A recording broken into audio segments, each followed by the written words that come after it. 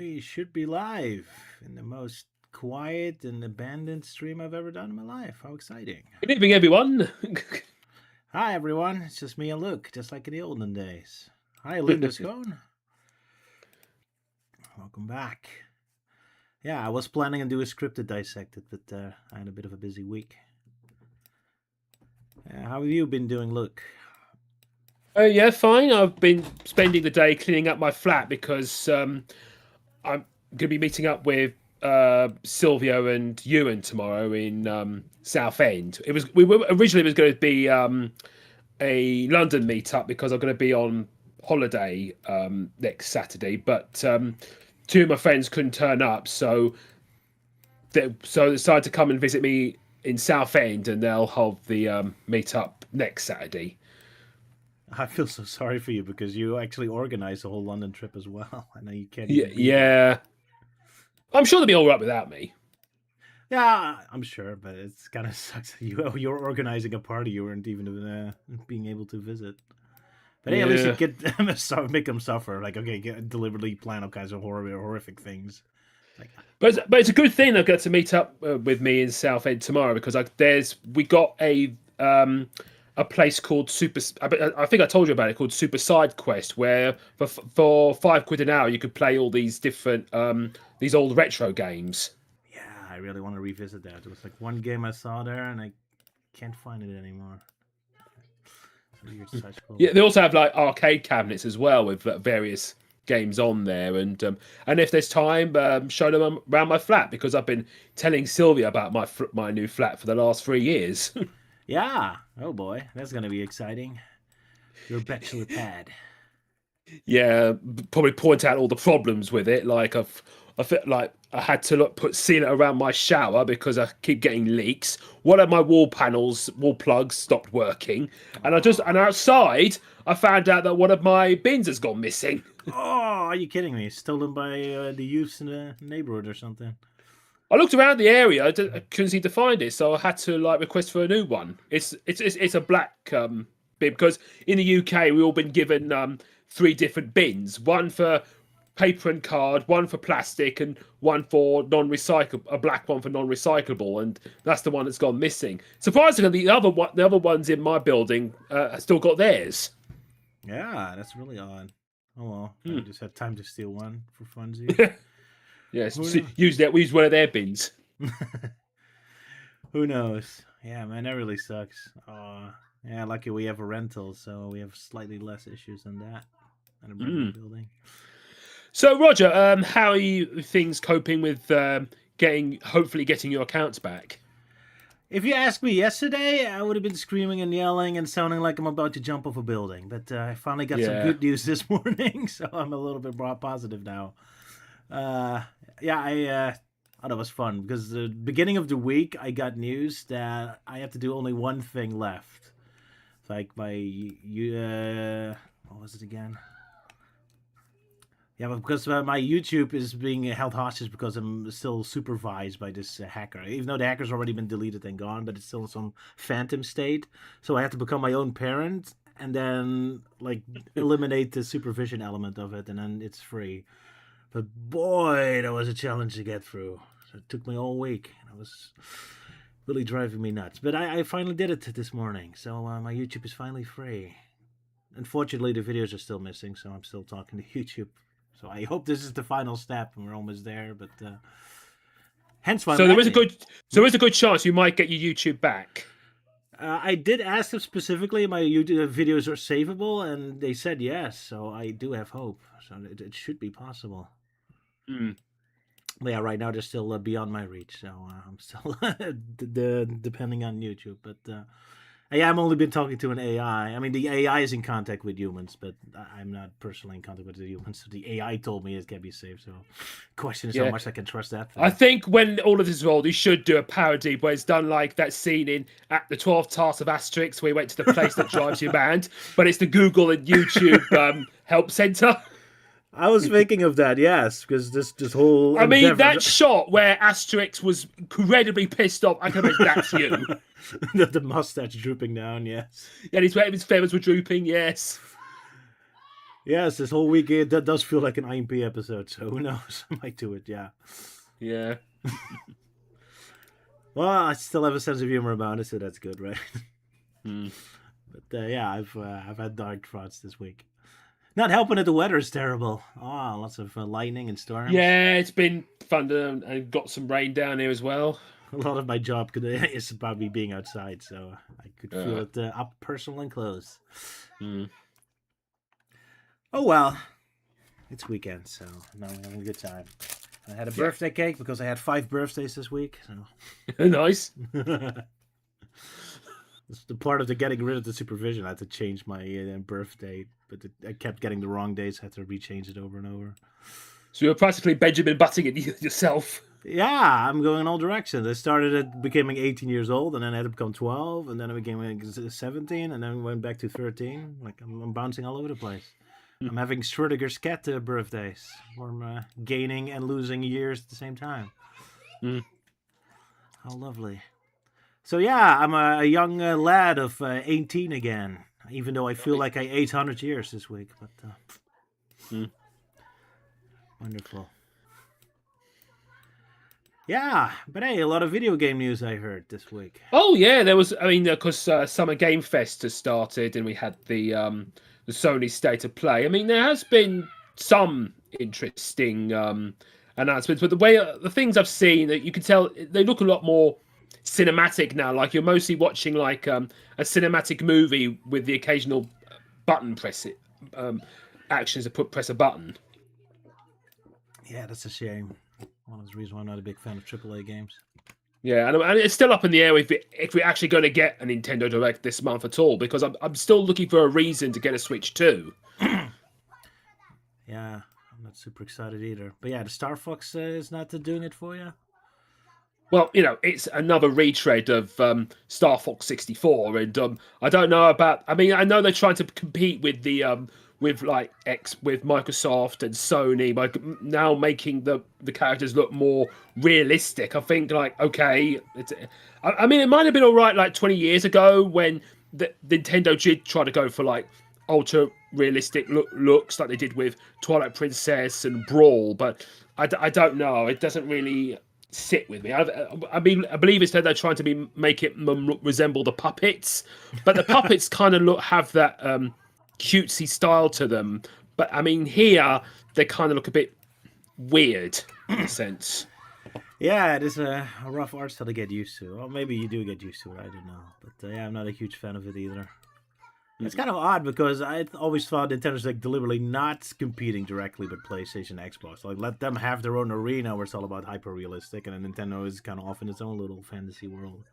Yeah, and also, despite I know people didn't like it. I mean, I didn't think that Star Fox Zero was that bad. I mean, it's another retread of 64, and also you've got that with those weird gamepad controls. But I like how it's more like Star Fox in HD, and the characters didn't look so bad there.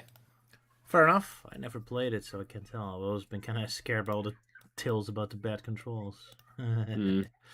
Well, the thing is about the Wii U, it's trying to be like a console version of the DS. But the thing is about the DS is that with the two screens, they're always in your field of vision. But with the Wii U, with the gamepad and the TV, you can only look at one thing at a time. So you have to like constantly look up and down. Oh, that sucks. Yeah. I mean, I do have a Yeah. Wii U, but never really a game that used both screens at the same time. Now, No. mostly played Mario and Lego Dimensions on there. Yeah. Alrighty, but yeah, I saw there's like a whole bunch of other Star Fox style games coming out who do have the old art style, so it's almost like they're immediately responding to Nintendo like that. Mm. Like there's like a game like Blue Skies or something that really has that intro furry art style. Yeah, that was interesting. And also, there was also another Star Fox like game called First Squadron, which is three characters, and they're like in this polygonal looking universe. That's really awesome. I had an old game like that too, like X Zodiac. I mean, not too old; it's like 3 or 4 years old, but on my Steam, that's also like emulating old Super Nintendo look. Really Mm. funny that so many people are like emulating old Star Fox. Kind of reminds me of Jet Set Radio with Sega. The Sega themselves are not making a new game, so all the indie games are making style Yeah. imitations of it. Yeah. Although apparently now there is a jet set ready to make, so can't wait for that. And it's Mm. probably also just like Star Fox, got to look way too realistic. Oh well. Oh yeah, well I think what made me laugh recently is that they announced year 2 for Sonic Racing Crossworld. I mean, okay, so they're going to introduce a Godzilla themed stage because obviously you can't fit Godzilla in a car. But then it's like, oh, now you have Neon Genesis Evangelion in Sonic Racing Crossworld. So I'm like, okay, this is getting far too silly now. Because, but I can imagine like the guy with the beard saying, "Shinji, get in the car." I hope Ray and Sage can get in an argument, start yelling at each other. Since Sage is Yeah, like a Ray ripoff. yeah. Sadly, they probably won't be interacting since they're all DLC characters. Yeah, because it's kind of interesting having like one of the most complex and gritty animes in a Sonic racing game. But it does give me hope that because of the recent Sonic X DC comic, we might see Batman in Crossworlds. You know, with the Batmobile, and you get to go drive through Gotham City and stuff. That would be interesting. That'd be cool. That would make a lot of sense. Yeah, we'll see. I mean, they said they had like 6 new levels and characters planned, right? And only 2 have been revealed: Neon Genesis and Godzilla. So I guess so. there's still 4 new surprises coming. So I guess there's still room for Batman. Yeah. Of course, as a Sonic fan or Sega fan, I would prefer actual Sega and Sonic stuff. But oh well, it's just all over the place now. Now I'm just waiting for the Care Bears to show up. I'm not even sarcastic because they actually were in the Sonic Rumble.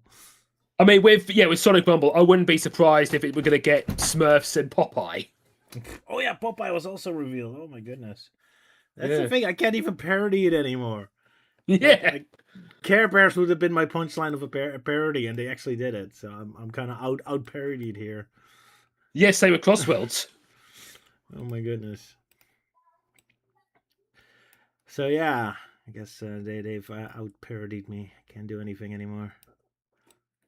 Oh well, I could still make jokes about them crossing over with like a horror movie or something like Jason.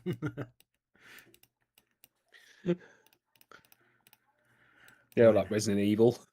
Back rooms, Resident Evil. Yeah, sure, why not? That'll be fun. I mean, they've Or interacted with Iron Lung, we have to race through a sea of blood. Iron Lung, that is perfect. Markiplier in a tiny little submarine racing around on the track. There you go. Yeah. Perfect.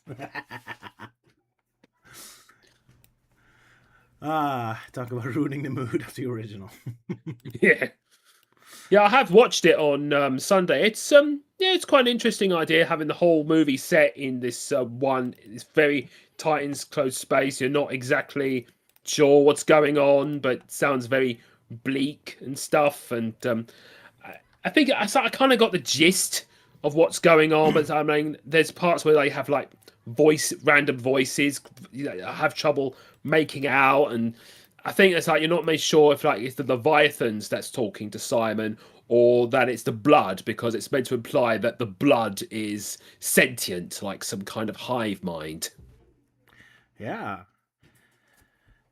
It's yeah. So have you played the games or know about the lore? You really went in blind. Well, I have watched Markiplier's video, so I kind of got a general idea what's going on. All right. I'm reading the comments. Oh, there's Sala Ewan. Hi, dudes. Really shame Ewan couldn't be here. Otherwise, we could do like a live reading of the Nintendo Dissected we had planned. Mm. That would have been fun. Oh well.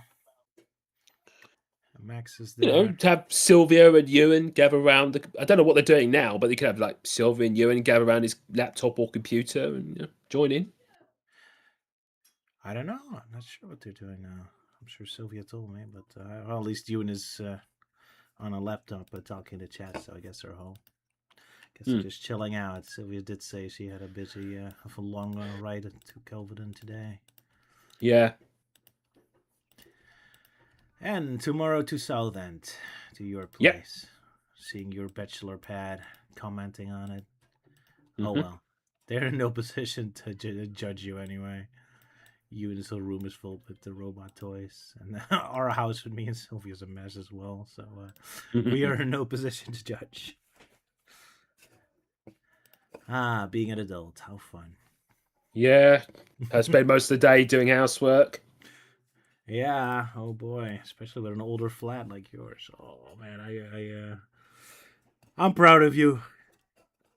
Yeah, I You're mean, the I've also got problems like sometimes I get damp in places, and so I have to put like dehumidifiers everywhere, and on occasion I often find slugs and crawling insects all over my carpet and floor that I had to clear up. oh, and you haven't had summer yet. One's really getting bug season. Yeah.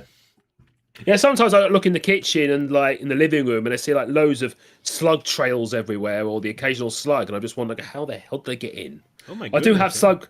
Yeah, I have slug repellent to sort them out. Oh, sorry, man.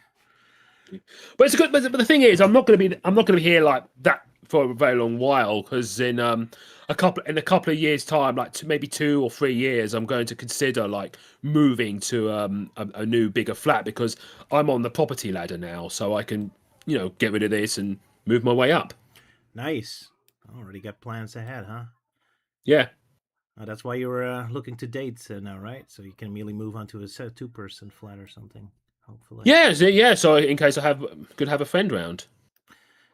that would be nice. I certainly hope so.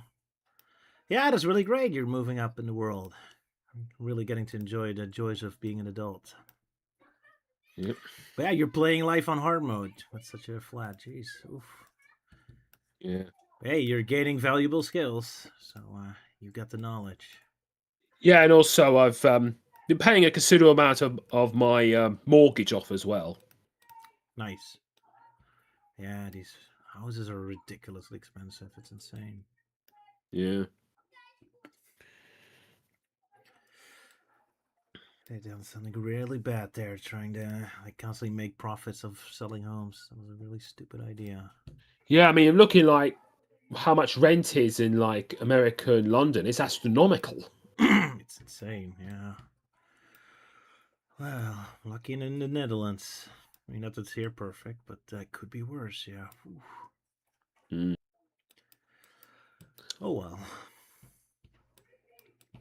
But yeah, so any other games revealed that you're interested in? Get your mind off all the housework.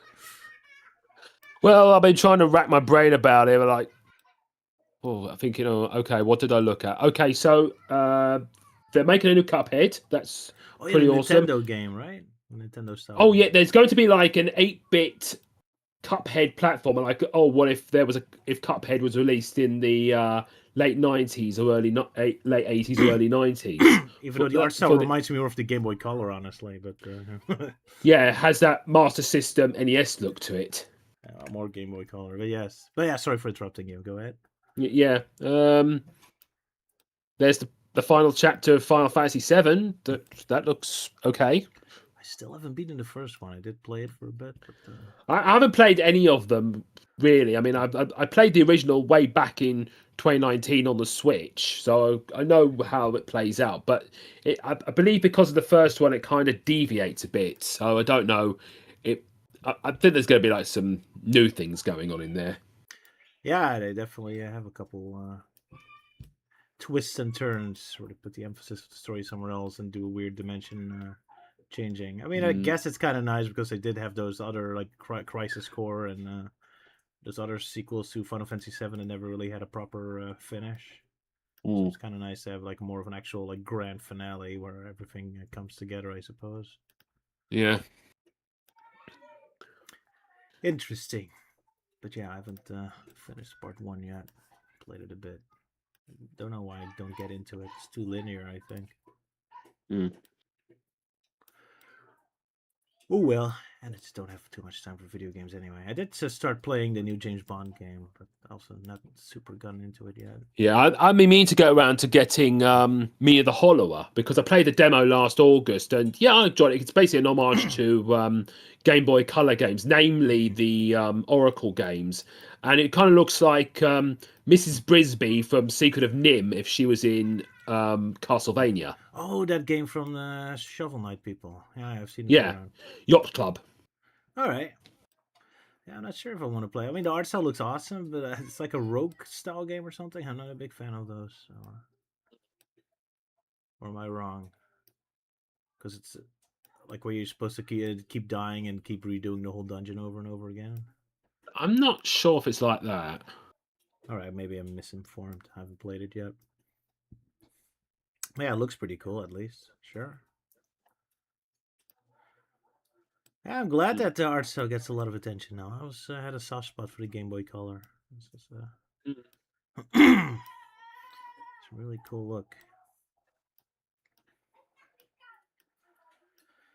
Yeah, what else? What else? Did anyone say in the comments something? Oh, Jet Japan artist. Hi. Oh, they're silly. He's playing Pal World, apparently. All right. Yeah, because I was very surprised they made a huge trailer for Power World in Summer Game Fest, which so I guess they won the lawsuit against the Pokemon Company. Ooh, okay. It would be funny if they had a Pal World commercial during the Nintendo stream time. Let's see. Because when I first saw it, it's like, wait, is this Pokemon? Is it no? Oh, it's Power World. Okay. Yeah, and they do a lot of fun stuff with it. But yeah, I haven't played that either, so it looks kind of dull. Like I want open worlds to look interesting. I hate it when it's just like a bunch of grass and trees. It's like make it more interesting. Yeah. But that's me. Like I guess normal people focus on the gameplay, but I'm really focused on the environments. It's really a soft spot for me. I like to be a digital tourist.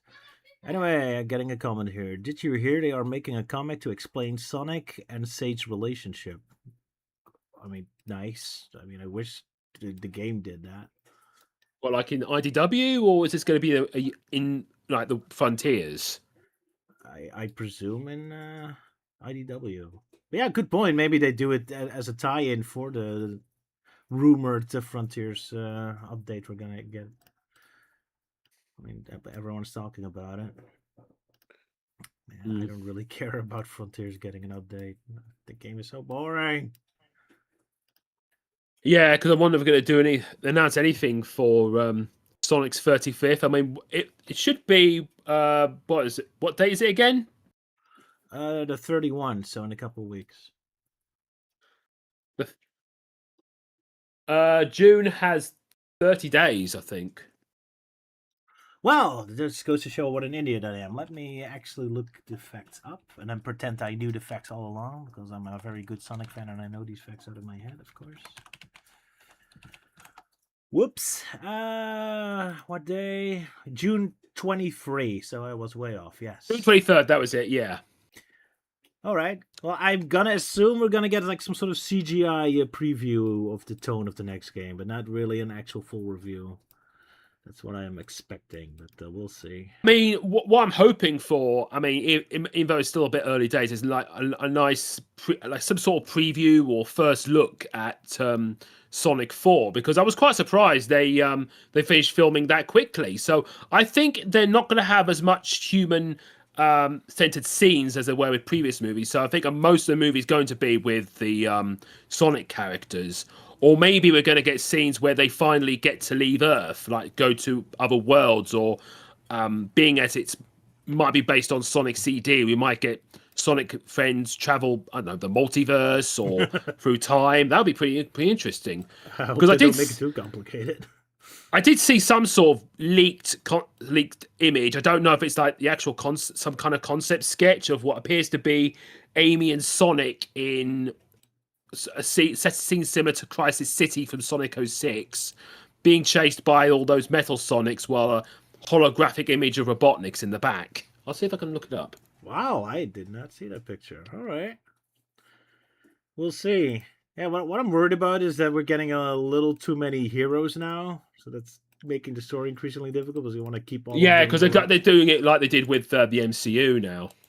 Yeah, that too. Yeah, because it's like a problem with a lot of like animated sequels. Like, well, all the side characters have to show up again. So you have Sonic, Tails, and Knuckles, and then also like Maddie and Tom, but also Rachel and her husband, and now Amy's added. And Shadow's still around. It's like, oh my goodness, and that's only the good I guys. put it in general. Yeah. Oh, all right. I'll check it out. Da.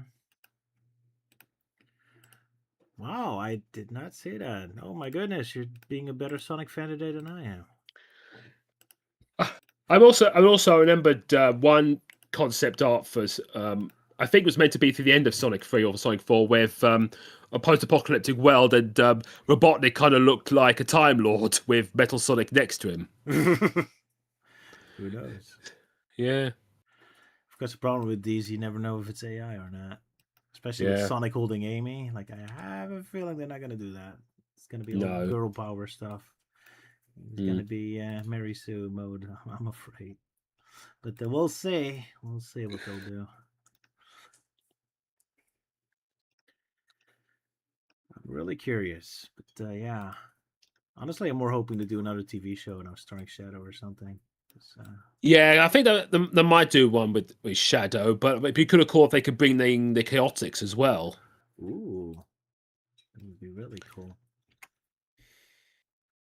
Yeah, but I always thought that the Chaotix are very underutilized. We never really got a backstory for them and all that, so it would be cool if at least the movies finally actually do something with them, give them a backstory. Well, you know what they did with the Knuckles series. I mean, like that they gave Knuckles some sort of backstory, but no, most of the focus was on Wade. Yeah, although Wade doesn't seem to be in movie 4, so I guess they really understood that people hated Wade after that. He barely showed up in movie 3 as well. Well, it Poor wasn't Wade. that I don't think they hated Wade. Just that we want to see a show about Knuckles, but most of the focus was on him. Yeah, Wade himself was fine. Oh well, but we'll see. But yeah, indeed, if we get a Shadow TV show, it probably also got to star a human. Which I mean, if it stars like Maria and gun soldiers, then at least that makes kind of sense. Although they probably Yeah, can't use Gerald for too much because Jim Carrey's probably too expensive to hang around for a TV show. they probably bring in that guy who was Rachel's husband in movie 2. Oh yeah, sure, why not? That could be interesting. What he thinks about Shadow. Or we could have like a drone version of a white version of Omega. That'd be cool. Ooh, there we go. There we go. Plenty of stuff they could do. So we'll see. But yeah, it's the big 35 anniversary, so I'm sure we're getting something in a couple days. But for Yeah, now, we have the Pico game, Pico Circus. So that's something, I guess. yeah. Oh, and one other thing for me, I guess, like during my progress of trying to get my YouTube fixed, I needed to buy a new phone because I needed two devices, and I figured might as well buy an Apple so I can actually like you'll finally get Sonic Dream Team because I never be able to play that. So haven't tried it yet, or because I've been pretty like everything I tried to do this week has gone wrong, so I haven't been daring to try to install it and see what happens. But technically, I should be able to play Sonic Dream Team. I think so. Can finally Hmm. try that game. What's that about? Yay! It's really weird they haven't really like put it on other platforms. Yeah. I mean, I guess Apple really had a good deal for them. I mean, it's like the Nintendo exclusive deals back in the 2010s, but now for Apple. Hmm. Not happy about it either. But hey, now I got an Apple phone, so I can finally try it out. I also remember there was like a James Bond game for Apple Arcade, so I can try that one too. Nice. Yeah, got a bunch of new stuff to try. Huzzah. It's kind of cool because I was sad that like handheld game consoles didn't exist anymore. So I guess this is a somewhat of a like a sorry, I'm bad at English today. A replacement. Yeah, it's something like a follow up on handheld since there are games exclusively made for a phone. So Right. Okay. guess I'm not making sense today. Let's Yeah. take a look at the comments if there's something important. My man, Knuckles can't catch a break. No, he cannot. Yo, Roger, how's your day been? Today has been good. If you asked me yesterday, I've been screaming and yelling and pulling out my hair. I did not have a good week. Feel free to ask me anything, guys, or an impression. You know, I do. I'm a voice actor. Yes, ask Luke what he wants. He's right here. Also British. Yeah. And British, yeah. Oh, I've been replaying Lego Dimensions a little bit with the Doctor Who levels. Man, I'm really surprised how many references they shoved into that game. Yeah, I would love to play the new Lego Batman game because it looks like the ultimate Batman experience because it pays homage to Batman's entire history in comics, cartoons, and even movies. Hmm. And All right. it seems, and also I've been told it's a huge improvement over the Skywalker saga. Hmm. Oh yeah. What do you think of that game? I kind of liked it, but Go so yeah, I enjoyed it. I mean, I remember when I first played it, it was like had a lot of bugs, and you could. It. I mean, it took me a very long time to like completely do everything because you have to go into a ship to go to one planet to another. I mean, I think there's like some kind of fast travel, but there's like you have to go into a ship, go into space, go to warp to another planet, hyperspace to another planet, and then land back and over there and find all the collectibles and that. And also, you can tell they couldn't really fit everything from all 9 movies in a single game because most of the focus was on the original trilogy and the sequel trilogy. So the prequel trilogy was very much compressed, especially stuff involving the Clone Wars. So like in the first Lego Star Wars game, you got to have Clone Wars stuff like the Battle of Geonosis and the Siege of Coruscant. But in the Skywalker Saga, that all got cut out. And also, being as it has a huge roster of characters, they couldn't really fit every single character in there. So, like, I was wondering, oh, what do they have Crix Medine in there? Nope. Or can you play as Uncle Ben and Uncle Ben, Uncle Baru and Aunt Baru? Yeah. Oh, what was his name? Uncle Lars. That was it. Was that Uncle Ben from Spider Man? yeah, Uncle Lars and Aunt Baru. that would be awesome. Yeah, I'm playing with Lars fighting with Darth Vader or something. Still, I'm impressed how much there is in it. It's really cool to like run around like a free roaming Naboo or Yeah. Cloud City and all that. That's really cool. A lot of interiors as well. Like going to screw around in the office of Palpatine and all that. Yeah, I and really also enjoyed you it. could play Jar Jar Binks and make him sit on the throne of Exegol. Oh, really? Oh, that's a cool Easter Well, egg. that's what I do. You get to play as like Jar Jar, but he's like wearing his red senatorial robes Oh, to make nice. it. Yeah, but yeah, it wasn't too bad of a game. I always love these animations. That's why I always like playing as Han Solo or Lando Calrissian. Always my favorite because they have these swashbuckling like swagger animations all the time. It really makes it fun Yeah. to run around and shoot. Mm, But yeah, the gameplay is kind of simplistic, so I kind of get why people did super like it. mm. But yeah, now just a Batman game. All right, well, I hope you get to play it and enjoy it. I'm not a huge fan of those Batman games because the environments are kind of samey, or like it kind of bothers me. It's always night and everything starts kind of blending together and looks the same. Like I'm not a big fan of the aesthetics. I wish there was more Yeah, I variety did to it. play the very first Lego Batman game like last September when I heard about the game coming out. I mean, it wasn't too bad. I mean, instead of like playing as different Batman, you get to play as like various Batman characters. I mean, with the villains, you get to play as like various different villains, but with the heroes, you mostly switch between like Batman and Robin in different costumes that do stuff. But yeah, as far as I mean, it's pretty much the same as every other Batman Lego game at the time, where you go from one point to the other, collecting stars, um, completing puzzles to get mini kits, that sort of thing. But it wasn't too bad as a Batman game. I mean, it wasn't based on like any of the Batman movies, but you get to hear music from the '89 Batman movie playing throughout. So, but yeah, I thought it was fine. Yeah, it was okay. I especially like how far enemies fly off when you punch them. You almost feel like Oh Asterix and yeah, I remember Obelix. that. Yeah, yeah. That was like the biggest thing I noticed in comparison with the Star Wars and Indiana Jones games. Like you feel like Asterix and Obelix like punching the enemies like away up into the sky. That's Mm. really fun. But yeah,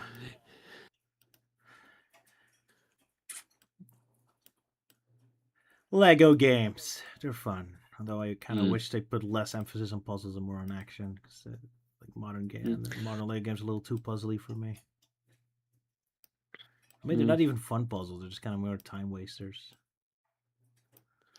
Yeah, and I have noticed that we're getting less of an output for Lego license game in recent years because I remember like throughout the 2000s or the 2010s we'd have loads of Lego games based on various franchises. I think it's mostly due in cut to Lego Dimensions, but like in recent games like with Skywalker Saga and Lego Batman, we don't get as much as we used to now.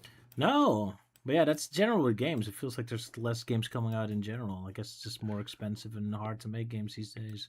Even Yeah, because like how they're putting more time onto them, like making more like cinematic masterpieces, having to make push the boundaries of 3D rendering. So like, it's one of the reasons why we don't get like cheap movie tie-in games anymore, because they used to have to quickly knock out a game for the movie's release.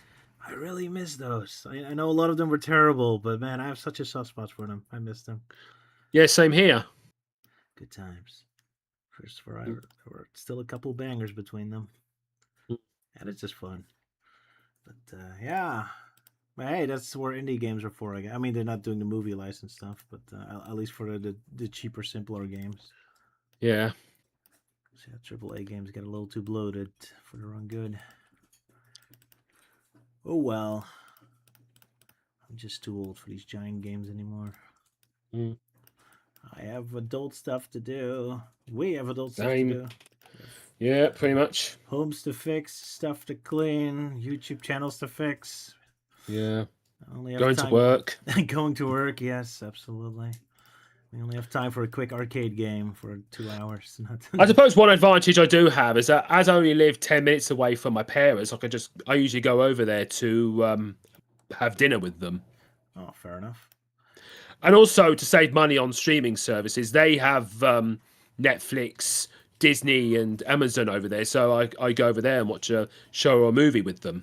Oh, nice. Yeah, see, that's very smart of you. That's the advantage of having your parents close by. Of course, the disadvantage is that they're coming over to check how well you're doing with your home all the time. Well, they hardly do so, actually. I sometimes have my dad over if I have to like need something sorting out. But I mean, my mum hardly ever comes over here anymore. All right, that's probably a good thing.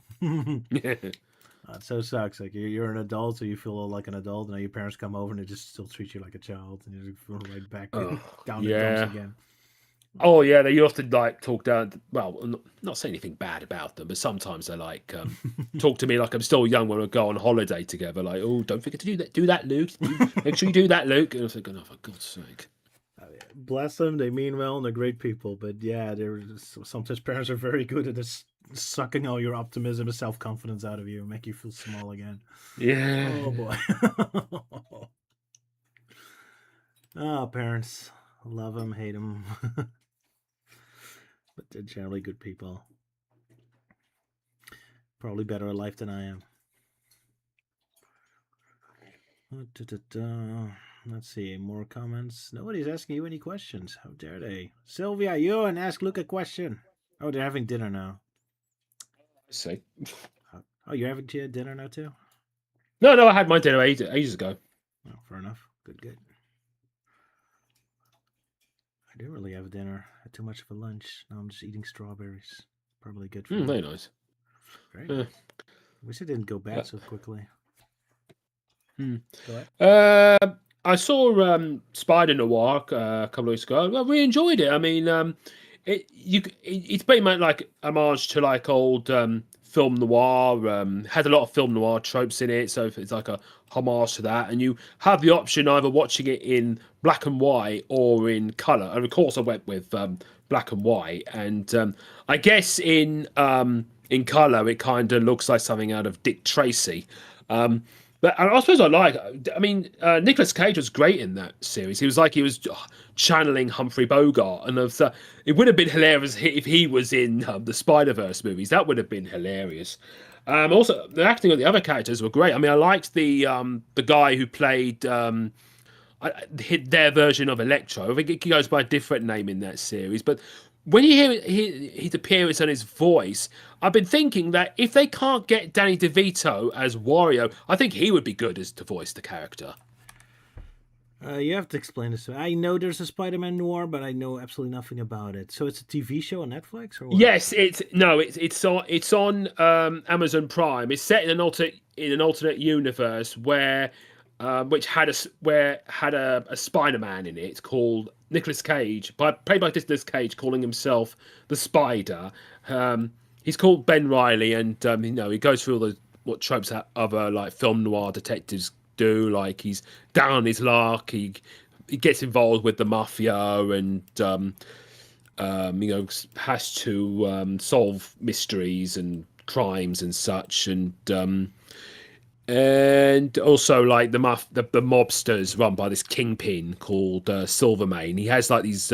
He's recruiting these other people that have superpowers as well. And there's also like these revelations going on, and like dangerous women being involved, and who don't know who to trust. That sort of thing. Yeah, yeah, it's pretty much anything you'd probably expect to see in like a film noir series. All right, cool. I'll look into it. I saw little bits and pieces of it, but I knew very little about it. So I didn't know it was out already. I thought it was a movie too. But yeah, cool. It's an 8-part series, all on Prime Video. All right. Does Nicolas Cage get to be crazy, or is he restrained? That's what I mean. Oh no, Nicolas Cage is like totally off the wall on this one. Nice. That's the best Nicolas Cage. Yeah. Man, living his good life. First, got to be what can I come up in there? Like Flaming Skull Man. I'm bad with his name. Ghost Rider. Ghost Rider, that's the one. And now he's finally Spider-Man himself. So I guess he doesn't have to feel too bad about missing out on being Superman. All right, that's good. Maybe I'll check it out. I've been mostly watching the One Piece live action show. It was also pretty good. Oh, have you watched the whole series yet, or Yeah, I bits? completed the whole series. Oh, that's good. That's good. Yeah, I thought it was pretty decent. You could tell. I mean, you could tell they kind of like they had to do some cutbacks on it. I mean, like in the anime, the fight between Luffy and Wapol took place outside the castle, but like in this series, they took it like inside one big hall. It kind of makes sense to have more variety in the visuals because the others are fighting in the town during the side of the Yeah. castle. Oh, yeah. That scene was pretty good because if you've seen like the mutated creatures, they look like Ruber's soldiers from Quest of Camelot. Sure. Yeah, that was a pretty awesome idea. But I never seen the original anime, so I can't compare. But yeah, I'm really enjoying it. I was kind of worried because when I thought of those anime shows, I thought it's like constantly about fights. Because like, oh, this guy has this gimmick, so you have to fight him. And like, oh no, this guy has this gimmick, you fight him. But it's Yeah. I kind mean of this. I mean the scene where Zoro took out 100 people. That was a brilliant scene. that was great. Yeah, I love that. And also, there, what I didn't realize until like later, like how Missile Sunday managed to like teleport everywhere. Well, being as she can like project her hands from people, maybe that she can project herself in other locations. So, when you see her with her hat on, that's her projection, and when you see her in Alabasta wearing that black fetish jacket, that's her real self. Oh, I didn't know that. All right. Thanks Well, for that's just telling me. my theory anyway. Oh, okay. No, I'm not sure if that's oh, the anime work. Never saw the anime, but sure, maybe that's true. Could explain a lot. But yeah, I really enjoyed the series. It's really good. Yeah. So, and also we should be getting series 3 next year, I think. Yeah, I saw a couple screenshots of it already with Luffy's brother. Mm. So good stuff coming. Yeah, I really like the fact that they keep the big emotional segments in there because usually American like shows kind of like tone down on the emotion, make it more stoic. But no, they keep all the heroic and the sad moments as they should. They really Yeah, and play. also Tony Chopper. Yeah, I wasn't too sure about him at first because I thought, oh, like he's going into like ugly Sonic territory. But seeing him, he looks okay, I guess. I mean, when he turns into like the big version, he kind of looks a bit creepy. That's true, yeah. And then again, that's a difficult design to get right. Mm. Yeah, I really enjoyed it. Yeah. Yeah. Got not much to say otherwise. Good show, yeah. Yeah, I'm kind of Mm. surprised how much variety there's in the environments. I was kind of really wondering, why is it? Where is this filmed? Because geez, they have snow and Wild West desert and a jungle. Apparently, it was filmed in Africa. Like, wow, that's Yeah. Mm. a lot of visual variety in Africa. Jeez, very impressive. Because a lot of it is filmed on practical locations. It's not all CGI. I mean, there is a lot of CGI. Don't get me wrong, but very impressive show. Yeah. And it's kind of crazy. You really have these TV shows with like full movie level of graphics and production quality. It's really impressive. Yeah. Right, so did anyone ask Luke any questions yet? Such a chill stream, really love it. Oh, okay, thanks. Yeah, it helps that there's only two of us today. Just look at me, just the OGs. We should really do a normal dissected right now for a real classic feel. I just have no idea about what.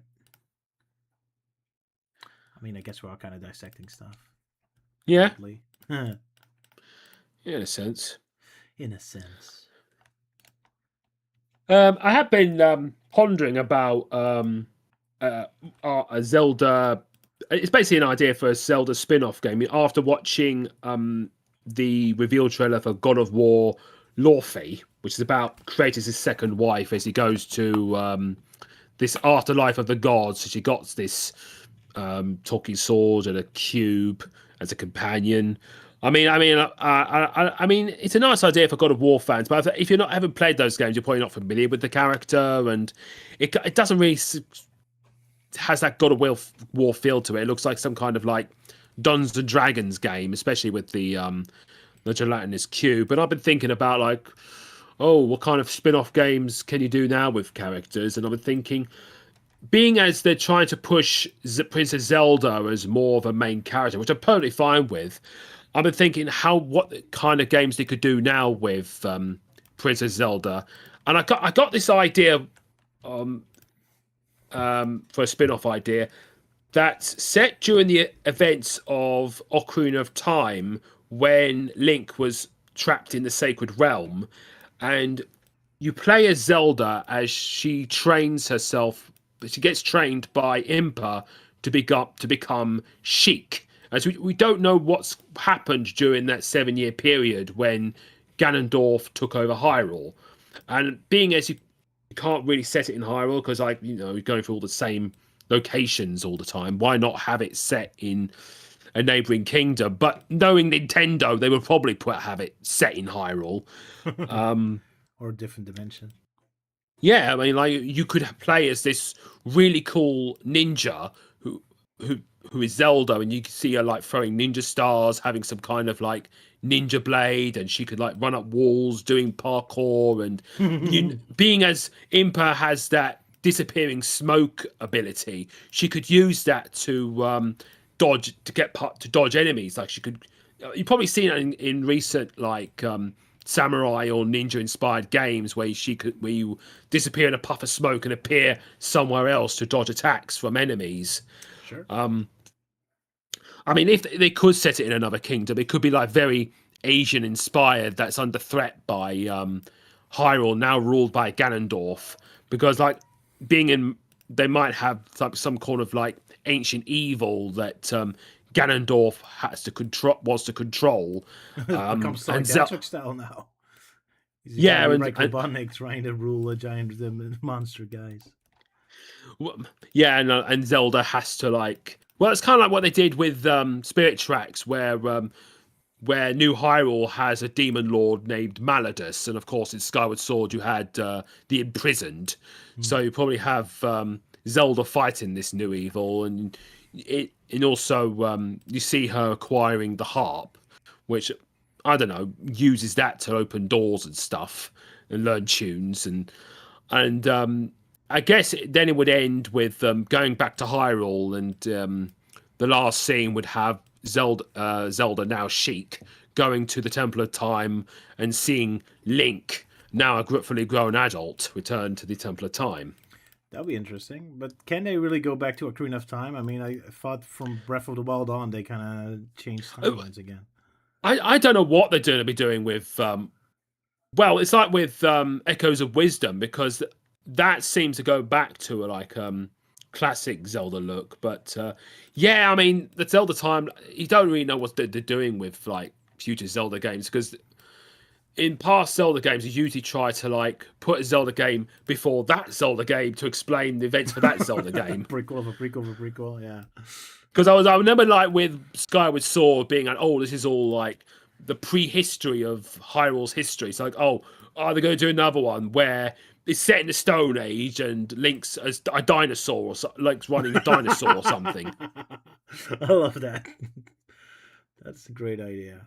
But yeah, I was kind of annoyed by the endless prequels too, especially since they even forget the setups before. Like you have a whole game like Minish Cap explaining how Link got his cap, and then you get a prequel before that, and he already wears the cap anyway. It's like, well, I guess Yeah, just because got these. they often like find reasons like, oh, why Link's wearing the green. Because I prefer the Kokiri method, like the Kokiri explanation, like, oh, the green outfit is based on the outfit of the hero the hero of time who grew up as a Kokiri. But yeah, and in Skyward Sword, it's the outfit of the students of Skyloft. And in Spirit Tracks, it's the armor of the uniform of Zelda's royal guards.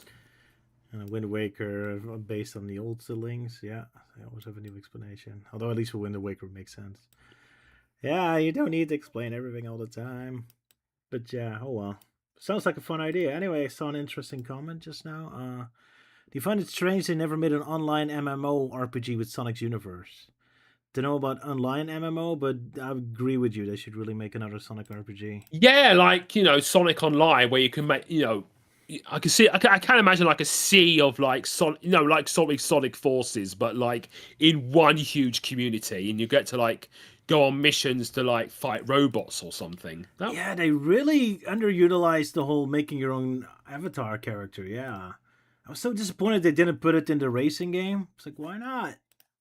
Yeah, they've done that with making your own Mii characters in Mario Kart. Exactly. Like, you already have all the assets created for it. Just put it in the racing game. You can make your own racer. Why not? And indeed, an MMO. Like, Sonic fans will love that. It's like, oh my goodness, you can have your own character running around the Sonic universe. Yay. It's indeed a very missed opportunity, but well, I mean, that's the name of the game: missed opportunities. Yeah, I Yeah, mean, when I was playing Breath of the Wild and Tears of the Kingdom, I thought this is like playing an offline version of Hyrule Online, where you can like you could be your own hero. It doesn't have to be a Hylian. You could be a Goron or a Zora or even a Kokiri or any of the races. makes sense. I mean, Link is already like a mute hero; doesn't really have much of a personality or thing, so you can easily replace him with anything else. It's like the series built for it. Yeah. Yeah, I mean, like what they did within Majora's Mask, when you could be all these different like characters. Oh right, yeah, that was fun. Of course, most of them are not fun to control, but yeah, it's an interesting idea. And also, speaking of like Sonic spin-off ideas, I would love to see a Sonic Warriors game. Yeah, sure. Finally, a game where Knuckles can shine. Just beat the heck out of bazillions of enemies. Yeah, yeah, I think people would love to see like Sonic fighting like hundreds of robots at once. It makes so much sense. And then give Tails like an adventure where he has like a giant fist or something where he can hit enemies, and Amy with a giant hammer. Or Yeah, Vector just smashing into armies. Yeah, it's built for it. Do it, Sega. Do it.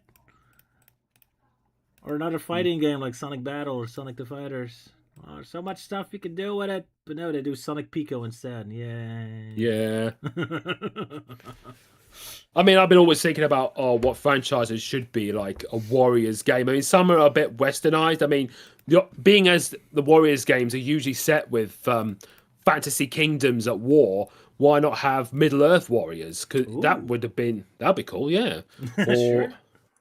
or Star Wars Warriors, where you can have like Darth Vader telling out hundreds of troop rebels at once. What about the Marvel? We can do the whole fight with Yeah, Thanos again, but then yeah. what? Avengers taking the Shikari. Oh, I forgot their names already, but yeah, that'd be cool. Yeah, they could definitely do a lot of stuff. The Smurfs, something came up in my mind. The Smurfs like attacking like a forest animal or something. Smurfs Warriors. I don't know how that would. Hmm. Most Smurfs are completely useless and fat.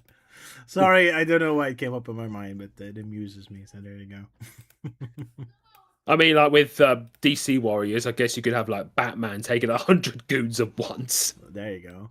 Asterix Warriors. Yes, Asterix Warriors. That'd be brilliant. I mean, you always have these scenes where they bash up like an entire Roman army battalion. So Yeah, there you yeah, go. to strategize on defending the village from Roman attacks. There you go. It's just waiting. Waiting for an awesome video game right there. But the problem with like the Warriors games is very Japanese focused, so they would probably only can only do like Japanese IPs. But I'm surprised that Western developers haven't tried to borrow. I don't know if that only they can allow to make games like that, because I would have thought that Western developers would have been able to take the ideas from those games. That's a good question. I have no idea. They haven't. Maybe there are copyright reasons for the gameplay style. Hmm. Sometimes happens. I don't know. Could be interesting. So many interesting games you could do, but you kind of have one for Star Wars, right? Like Battlefronts, or what is it called? That's like a giant MMO. Entire soldiers attacking each other. Something Battlefront, Star Wars Battlefront. Sorry. Battlefront. Yeah, I mean, it's basically like Call of Duty, but with Star Wars. Oh, Call of Duty. Oh, that's not what I had in mind, but okay. I mean, like Battlefront. Yeah. That's different. I mean, there is, speaking of Star Wars, there is going to be like a couple of new Star Wars games coming out. One that really interests me is Star Wars Racer, where you get to do takes back like pod racing, and also has that feeling of like Wipeout and F-Zero. And I thought, okay, that looked really interesting looking. And also you got another one called Zero Company, which is seems to be based on XCOM, which is set during the Clone Wars, and basically it's a tactics-based shooter. And I thought, okay, that looks interesting as well. Oh, hey, Melty Man says hi. He's in what was it again? Chicago right now at My Little Pony con. Yeah, sorry for interrupting Yes, you. Look, hi, that's Melty. fine. That's a yeah. Hello, hello. Hope you're having fun. Indeed. So hey, the whole gang made a cameo in the comments. How nice. But yeah, plenty of awesome games he could be making. If only we were good at programming games. Oh well, I can make level mods. I guess that's something. Yeah. Something I you mean, build up. you ever gonna go back to Soul Sustancia in the future? Yes, I am working on Soul Cintia 3. Not as much as I should, but I'm working on it. I was working on a couple of gimmicks and all that in the first level, so it's still coming. I mean, I could suggest like a level idea which is set in like a pirate town. You know, like Jolly Roger's Lagoon in Banjo Tooie, where you get to meet like with various pirate characters, and also you get like Captain Plunder there as well. You are very lucky. That is indeed exactly what's going to happen. The first level is going to be a whole pirate attack on a town, in fact. So you got Not the ones. Yeah, and also I know you. In some levels, you get to see Sonic going from like tank, different like from different tank to tank to tank. It'd be cool if you have Sonic going from like one pirate ship to another. Sure. I did have like a plan where for one moment you jump on a pirate ship and you like knock people over the board of the ship and fall in the water and all that. Yeah, Guess very I could. nice. Yeah, so you're very lucky. That is indeed what I was already planning. There will be a pirate, several pirate stages. Yes. Lovely. So yeah, guess I got to ask you for what's the name? Captain Cat's Whisker, or what was his name again? Captain Plunder. Captain Plum. Yeah, I mean in the story right now he's kind of locked up in Yes. Guess I have to come up with a story how he escapes that. Sure. But yes, Soul Sensor 3 is definitely going to have a couple pirate levels. That is 100% correct. Nice. Indeed. Would be fun if I can come up with some sort of gimmick where you can go inside of a cannon and blast your way to the next ship. They kind of did that in one of the Pirates of the Caribbean movie, didn't they? Like Jack Sparrow would like launch himself to a ship through using a cannon or something. Or can you like use a rope to swing to another ship? I wish. Oh, that's something I really wanted to do, like a rope swinging, like really short. I remembered that mad scene from the Secret of the Unicorn movie where the unicorn and Red Rackham's ship like crashed into each other, and you got Horatio Haddock just swinging around everywhere, cutting down on the pirates. Oh yeah, oh man, that movie is insane. I mean, speaking of which, it's the sequel's finally getting greenlit. Wait, there's a sequel to The Last Unicorn? The sequel, yeah. They just Tintin! recently... Oh, I was thinking of a whole different movie. Sorry. What are you thinking of? I was thinking of the last unicorn for some I reason. would say The Secret of the Unicorn. Sorry, my mind heard something The else. thing I was talking about, like the pirate ships and all that. Yeah, I was kind of thinking like Pirates and Last Unicorn, but I mean, it was a crazy movie. There was a Red Bull and all that. I'm sorry, I got the wrong idea. We had a I Tintin was, I movie, was, yes. yeah, it's the Tintin movie where the unicorn and Red Rackham's ship collided into each other, and you got Sir Francis Haddock swinging around, being a badass, cutting down all the pirates. Yeah, that was really cool. They had really some creative action scenes there. I really loved the Doc Crane fight as well. Like a Yeah, sword yeah, fight with cranes. yeah. Yeah, and I was just saying that Peter Jackson says he's done with the script for the sequel movie, which is finally coming ahead. Well, it took them long enough. All right, cool. Guess we have that to look forward to. It took them long enough. Mm. Hooray, Belgium culture finally getting relevant again. It's not just you Yeah, Brits and Americans getting all the cultural stuff. yeah. Yeah, sorry for the confusion. I don't know why I was thinking of the last unicorn. I was just kind of thinking of the king at the end of the movie, where it's also like hanging on a chain when this whole castle was collapsing. For some reason, that visual stuck in my Yeah. head. I mostly found the skeleton rather freaky, Ooh, that whole movie is freaky. especially when he yelled at unicorn. Yeah. Let's see. I got a couple questions. Do we know why Sonic Rumble and Crossroads are doing so much crossovers? I guess it just desperately want to get more kids to play Sonic games. But yeah, it's kind of annoying. I agree. Do you think Sega's afraid to just let Blaze reside in Sonic's main world? Quite the opposite. I think they'd rather have her be in Sonic's main world so they don't have to deal with the problems. Although I hate that idea because it's cool that she's like an actual princess of a kingdom. I want to visit I it. think it's just like, yeah, they just don't want to do set in other worlds or something. I think they just want to only. I think it's just Sonic's world or something. I don't know. Yeah. Like, it's like they're doing what they're doing with the Sonic movies. Like, have because of the as it's live action, it's on a budget. Only have Sonic remain on Earth.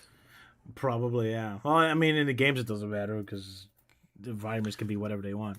I think the writers don't want to deal with where the characters are. It's like, oh, it's I don't know if it's something to do with.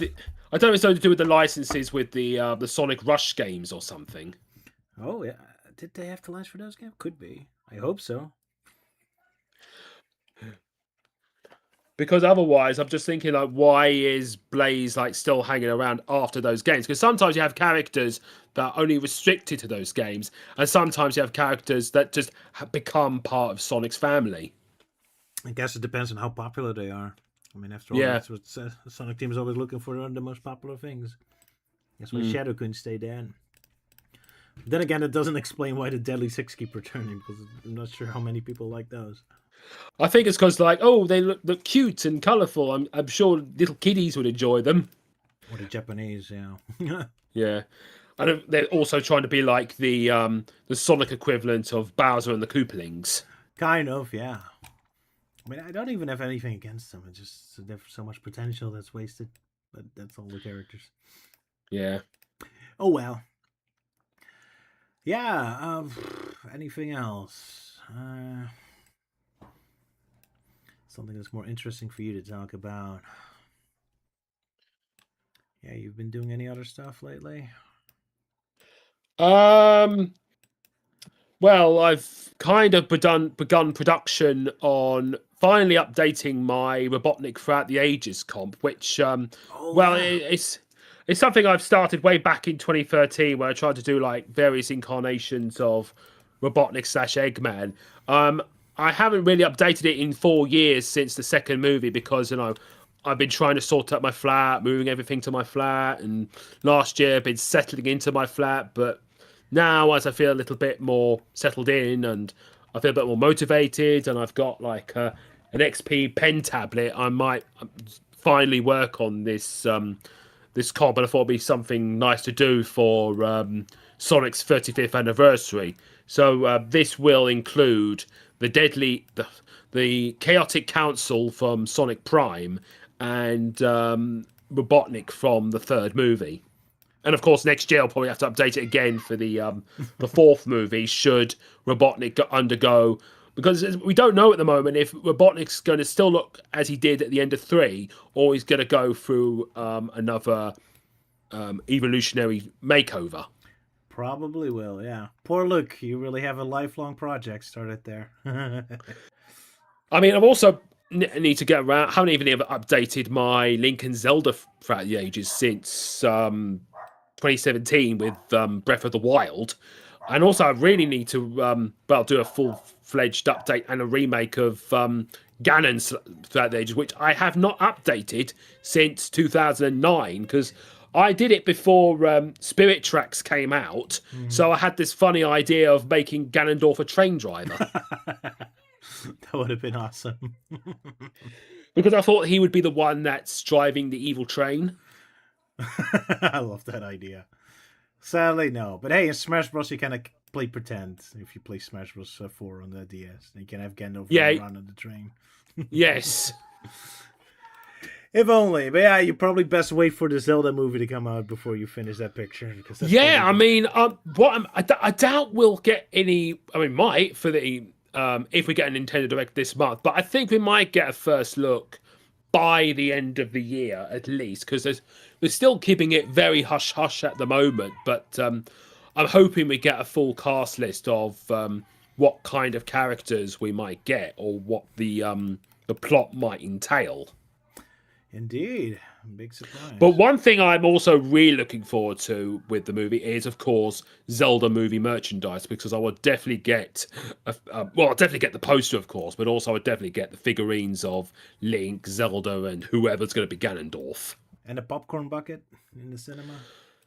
That's going to be interesting because I'm curious how they do the popcorn bucket. I think if you've seen what they did with the new He-Man movie, where you have, I don't know if it's the popcorn bucket or drinks thing, where you have He-Man's sword for something. They could do that with the Master Sword. Ooh, yeah.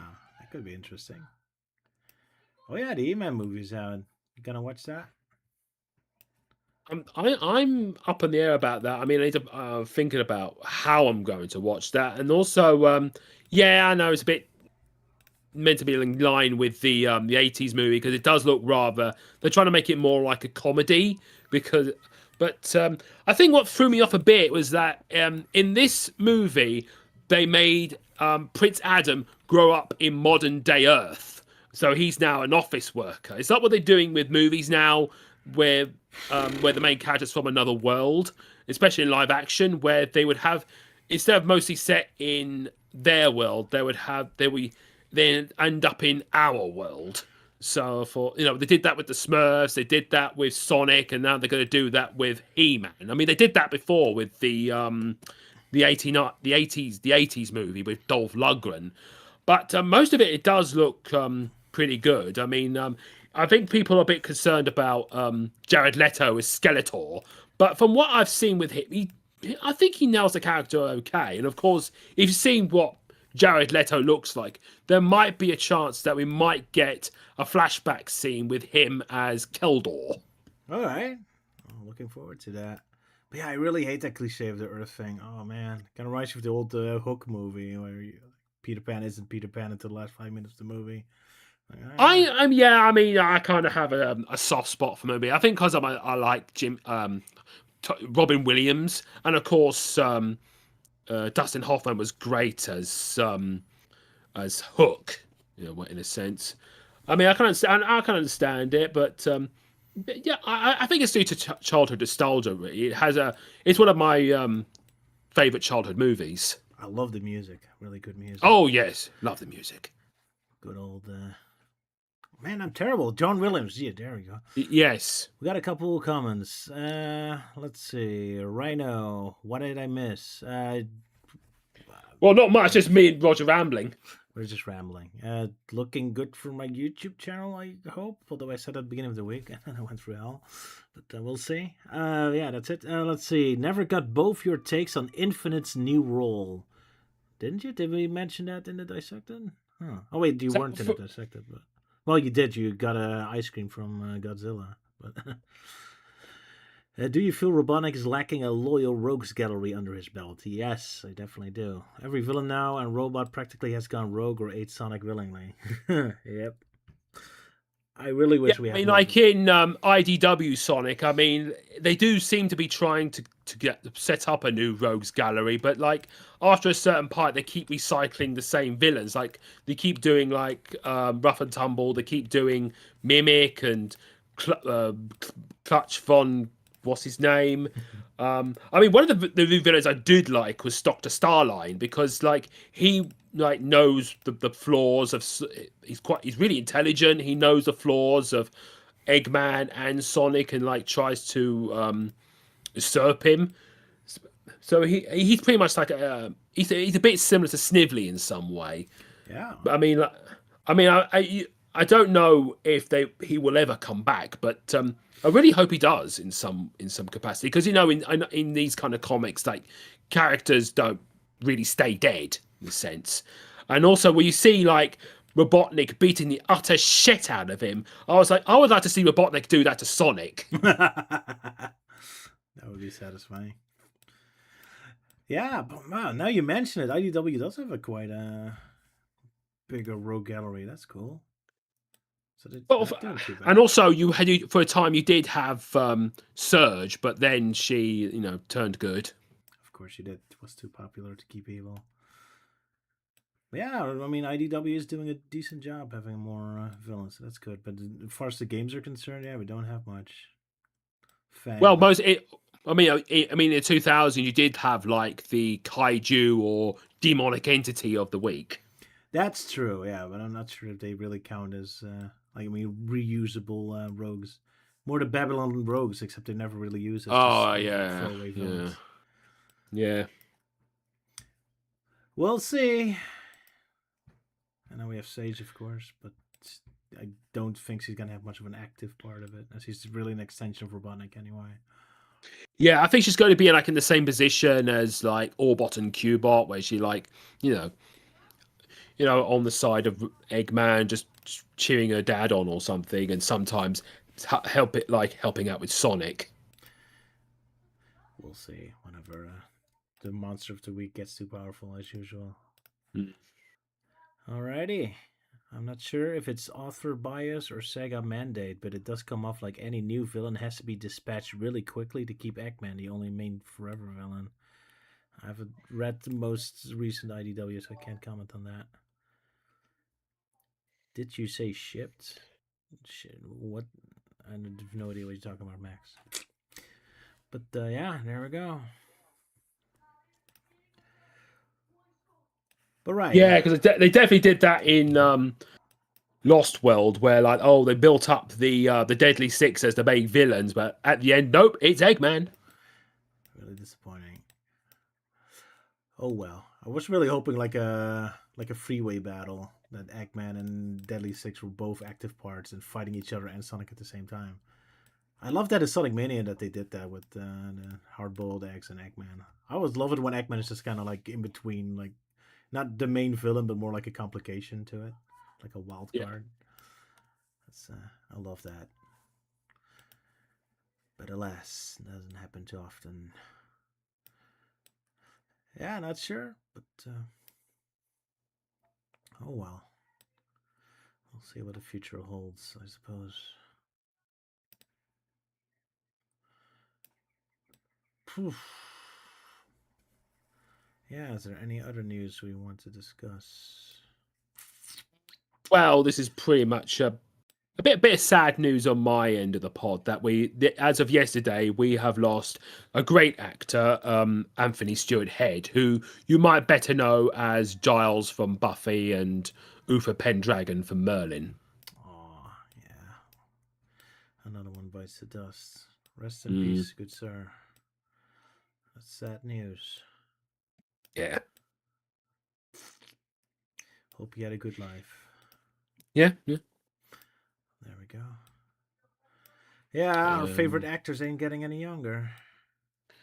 yeah.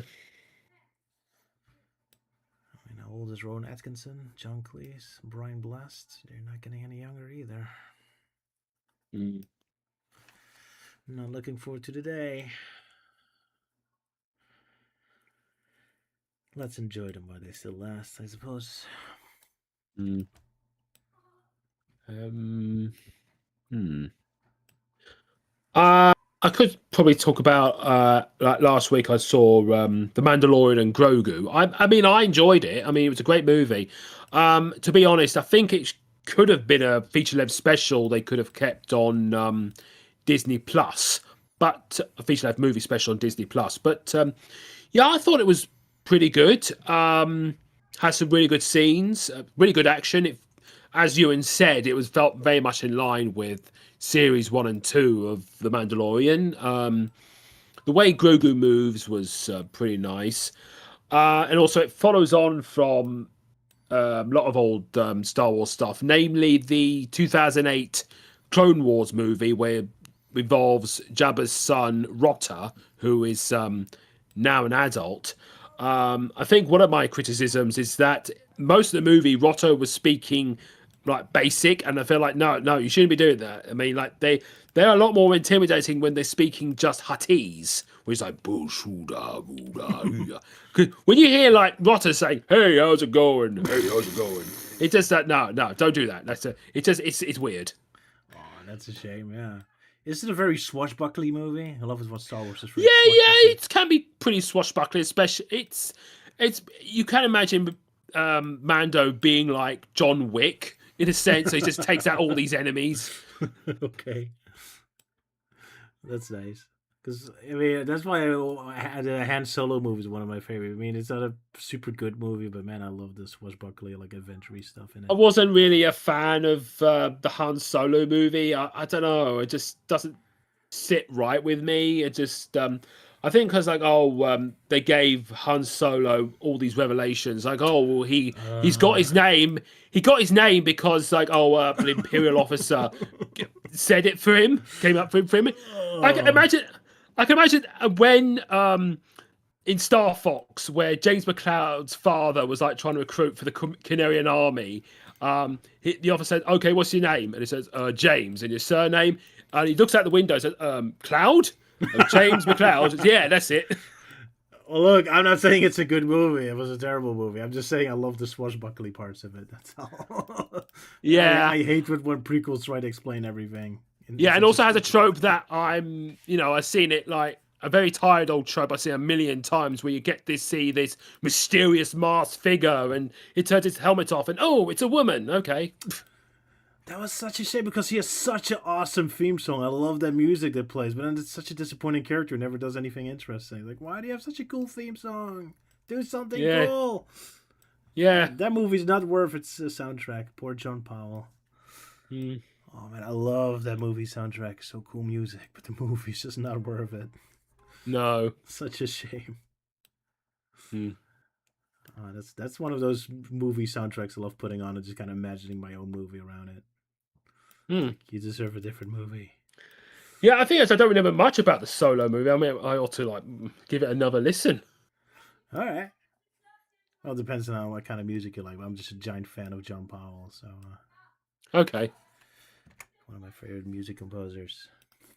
He did the Shrek and Chicken Run and all that Mm. together with Harry Gregson and who fly your How to Tame Your Dragon G. Sorry, but yeah, enough about that, I suppose.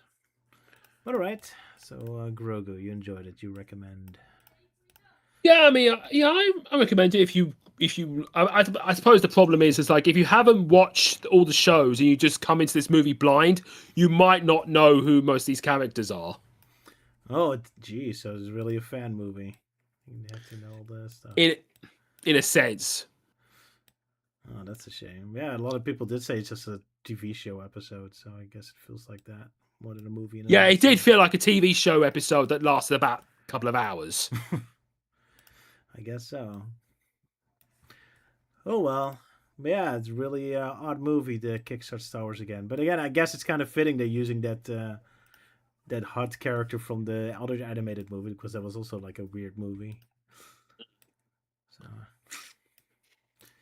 just repeating that again, I suppose. Poor Disney has no idea what to do with Star Wars anymore. Yeah, because I'm hearing some rumors on the grapevine, but I don't have zero idea if it's actually true or not. Like, oh, they might consider retconning the sequel era because I mean I don't know if they'll actually do that, but because all they're trying to make a new trilogy or a new movie with Ray, but that's we don't have no idea at the moment. Even if they would, besides just making everything complicated, I mean, with Carrie Fisher already gone and Luke Skywalker and Han Solo being so old by this point, it's not much of a point to it, is it? I It's, don't know. I mean, you can hardly use the original three main characters anymore. I mean, I'm surprised I haven't thought about like recasting them, but no, they had to use the original ones, I guess. I guess they could recast, I'm sure. But, yeah. I mean, they have not much of a choice at this point. I mean, Mark Hamill still works perfectly fine, but I think Harrison Ford is way too old for Han Solo now. Yeah. Oh yeah, we are getting a new Star Wars Starfighter movie with Ryan Reynolds. I think that's gonna be interesting. Starfighter movie? What? Yeah, there's going to be a new There's a Star Wars movie in the works called Star Wars Starfighter with Ryan Reynolds playing this New Republic starfighter pilot. I think. Deadpool and Star Wars, huh? Okay. So it's gonna be some sort of comedy or something. Is Ryan Reynolds gonna do a serious movie for Is once? it Ryan Reynolds or was it Ryan Gosling? Hang on. Oh, Gosling probably then. You know, funny thing when you said it, the first person that came in my mind was Burt Reynolds. It's like, wasn't he dead? I'm not really in good shape today when it comes to. No, Ryan Gosling. That was it, not Ryan Reynolds. I keep getting those two confused. Makes sense. But yeah, the other's the comedy guy. I mean, I guess he could also do serious movies if he wanted to, but that's not what people associate him with now. Mm. Alrighty. Well, best of luck to Disney. Oh, this is a good question. Did you both watch or hear about that recent adaptation of Animal Farm? I know about it. I'm not going to watch it. No. I do love the stuff where they have like the bad guy constantly like comment on his own movie poster and all that. I love that stuff. Yeah, I remember. I think I vaguely remember the animated version. That was. I remember it being quite grim. Mm. No, I mean the story's supposed to be grim. To be fair. Yeah. But yeah, really a missed opportunity. Ooh, Andy Serkis. That's gonna cost you some points, buddy. We're such a high esteemed actor. Yeah, and also you got like a new Star Wars movie coming out called The Hunt for Gollum with him in it. Oh, really? Okay. Yeah, it's supposed to be set during the period where Gandalf finds out about the ring in Bag End. He goes off to find Gollum with the help of with Aragorn. And from what I've heard, they might not have Viggo Mortensen back as Aragorn. That's a shame. Then again, he's probably Mm. too old to play in a story that's supposed to take place during the Lord of the Rings movies. Yeah. But is there much of a point? Because you can't really have much of an ending to that movie. Because they don't really accomplish anything. No. A bit of a weird choice. Mm. But man, they desperately Yes. want that Lord of the Rings money. Yeah. Not easy. And I've got. Speaking of that, I've heard. Oh, what was his name? The one with he wears these glasses. He was like he's a huge Lord of the Rings fan. He's like a talk show host. Oh, Stephen Colbert, yeah. Stephen Colbert. Apparently, according to him, he's trying to get a Lord of the Rings movie off the ground as well. Apparently, it's going to be a sequel to Lord of the Rings involving one of Sam's kids, who like finds this huge secret that was from the War of the Ring or something, and I'm thinking, oh my god, no, that's like something out of like what they're doing with the sequel trilogy. No, it ends. It ends. Okay, they go off on the boat. That Sam comes home. That's it. The end. So it isn't based on something Tolkien actually wrote. I don't think so. I think this is just something that Stephen Colbert made up himself. Okay, I do This know is just this is his fanfic stuff. This is like a fanfic he's going to turn into a movie. Sure, why not? I mean, I guess he's powerful enough for that. Mm. Oof, that's gonna be a rough one. Yeah, well, we'll see. Yeah. We'll see what that's gonna be. I mean, he's a giant Lord of the Rings fan, so I guess he'll try to do it some honor in his own way. Yeah. Poor Lord of the Rings. After three awesome movies, it's not getting a lot of respect since. No. I mean, I did enjoy the animated War of the Rohirrim movie because I think people weren't too sure that it's all an anime, and then you have this kick-ass female warrior involved, and it undermined the legend of Helm Hammerhand. But if you look at it in a certain way, it's kind of like how I want a animated Fire Emblem movie to be like. Okay. Well, that's an interesting take. Because that's I mean that's a franchise that could work as an animated movie or a series where it doesn't have to be all go happy lucky that they do in like Fire Emblem Warriors or something. They could do it like similar to Game of Thrones with like warring factions. You don't know who to people. There could be betrayals. There could be alliances, and you could like in the games you could have characters getting killed off. Oh my. Oh, that's gonna be dark for an animated movie. Cool. Yeah, better make it anime now. Mm. Sounds good to me. Although I never played Fire Emblem, so I can't comment on that. Yeah, it's pretty much like chess in a sense where you got to like plan ahead like what you got to do to move your troops, and of course it does get harder when suddenly you're about to take the city to beat the bad guy and win the map, and suddenly the reinforcements comes in, and or that you move a unit, you try to protect this unit, but suddenly bam, it's dead. Yeah, they're pretty bleak. Kind of reminds me of Suikoda. He also had like war sequences where main characters could actually die. Yeah, Mm. cool. But yeah, I was just thinking, like, oh, I wonder if you should play them. And then you said, oh, it's like playing chess. And you immediately like, nope, I'm staying away from that franchise. You're not into like strategy and tactical style games then? No, that's not my thing. I'm sorry. I'm a Ah, dummy. that's right. I'm a dummy. I want to blow things up. Yeah, I don't want to use my brain. Except for it's just making fun of stories. That's the only thing that lights yeah. up my brain. Oh well, I never played Advanced Wars either and all that. But yes, I play Suikoda games. Those occasionally have like little strategy wars, I guess. I did play Warcraft 3 back in the day. Like we used to with a friend at LAN Gaming Centre. I mean, that was pretty fun in a sense. And then they in recent years, Blizzard goes and messed up the whole thing with like Warcraft 3 Reforged, and of course they're now abandoned the whole RTS thing because of their MMO. But I did have some fond memories of playing that game, like building up, using orcs and humans to build the structures, and putting them on little skirmishes against the enemy. Oh, RTS games, I did play them. I was a huge fan of Warcraft too. That might have been the first like full game I bought. As for my birthday, my first PC Oh game. right, I'm a huge fan of yeah, Warcraft too. I did yeah, play Warcraft 3, but my PC was not strong enough for it. yeah. That happened to me with my old PC. Well, my old PC, like there was a lot of horrible lag. So like by the time near the end, I just stopped playing it, and then later down the line, I got myself a new, more better PC, and I was able to play through it fully. Nice. Yeah, RTS I'm good with. Just the strategy stuff, not so. I mean, RTS is also kind of strategy, but it's different, more resource Mm. based.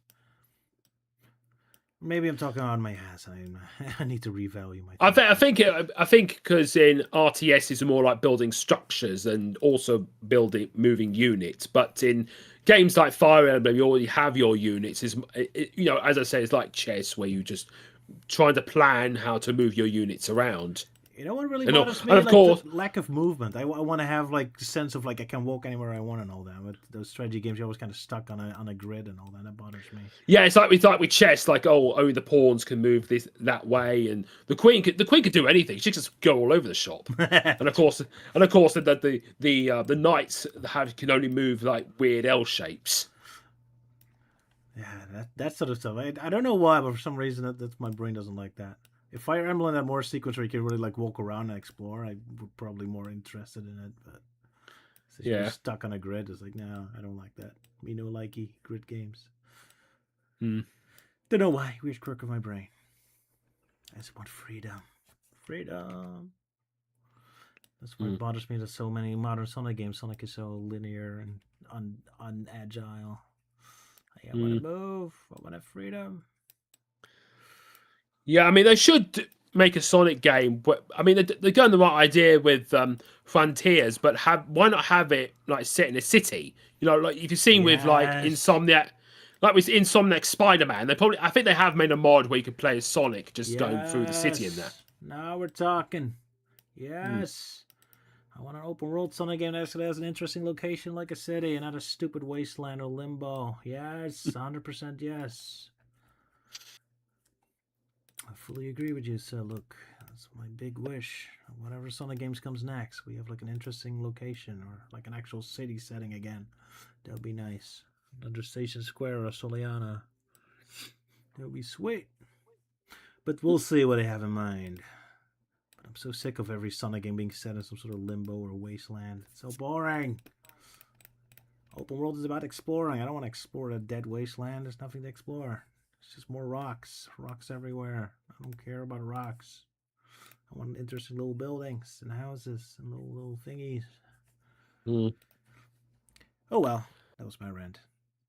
Another comment. Absolutely recommend books and the first three movies. Oh, about Lord of the Rings. Funny story. I never seen Lord of the Rings, but I played that Gollum game. Oh wow, that's a interesting introduction to the series. Oh yeah, I have read the Lord of the Rings books. I mean, they were. I remember trying to find the novelization of the Two Towers after watching Fellowship. I couldn't find a copy anywhere, so I went and got a novelization of Return of the King, and I do remember it being really, really wordy. I do have read all the books, and I found them really wordy and like every few pages they would sing a song and like they go to this location then this location, but there were some scenes I thought, oh yeah, that's cool. I mean, like, wish that was in the movies. I remembered one of the most famous deleted scenes from the books that wasn't in the movies called The Scouring of the Shire, where after destroying the ring, the hobbits go back to the Shire and found it's completely taken over by bandits, Sauron. and all the hobbits have been enslaved. So the hobbits have to rally their kinsmen against the bad people, led by this guy called Sharky, who turns out to be Saruman the whole time. And because they want to give it like a final confrontation to Saruman. I think this is just my take in it, but I think I prefer what they did with Saruman in the extended cut and Return of the King than the book, because like if imagine in the movie, like, okay, you destroy the ring, you come home and you have to do all that. Bit too much. It was already such a big ending. Yeah, bit of an epilogue. And of course, because of the extended cut ending, now we have that wonderful meme scene of Saruman trolling. La la la la la la la la la la, and he gets shot and falls to the tower. Oh yeah, I love I that mean, it was ending. also I think that's what disappointed me a bit of the Hobbit movies, because like it was a very short book, which should have been two movies, but they had to expand it into like a trilogy, and so there's a lot of like unnecessary guff. I mean, the third movie was basically a Legolas spin-off movie, and even then, there were still certain scenes and moments that was completely not in the movie. Like we don't see Dane Ironfoot become the king of the of Erebor. You don't see Thorin Oakenshield getting buried with the Arkenstone, and you don't get to see what happens to Bard. They just disappeared. Oh So wow, that's weird. Jeez, I never saw those movies. I did read the book, but I never finished. It was too boring. I'm not a big fan. Sorry, Tolkien fans. I cannot read those books. They well, drive me insane. yeah, I yeah. it, I mean, I couldn't read. I think I was a bit intimidated by the Silmarillion, because that looks like a lot of like Lord of the Rings lore going on there. So like, don't know I about cannot that. stand how much Tolkien loves throwing names around, and I have to remember all of them. My Like brain Bogor, son of explodes. like Bogor, son of Throg in the third era of the Black Sun.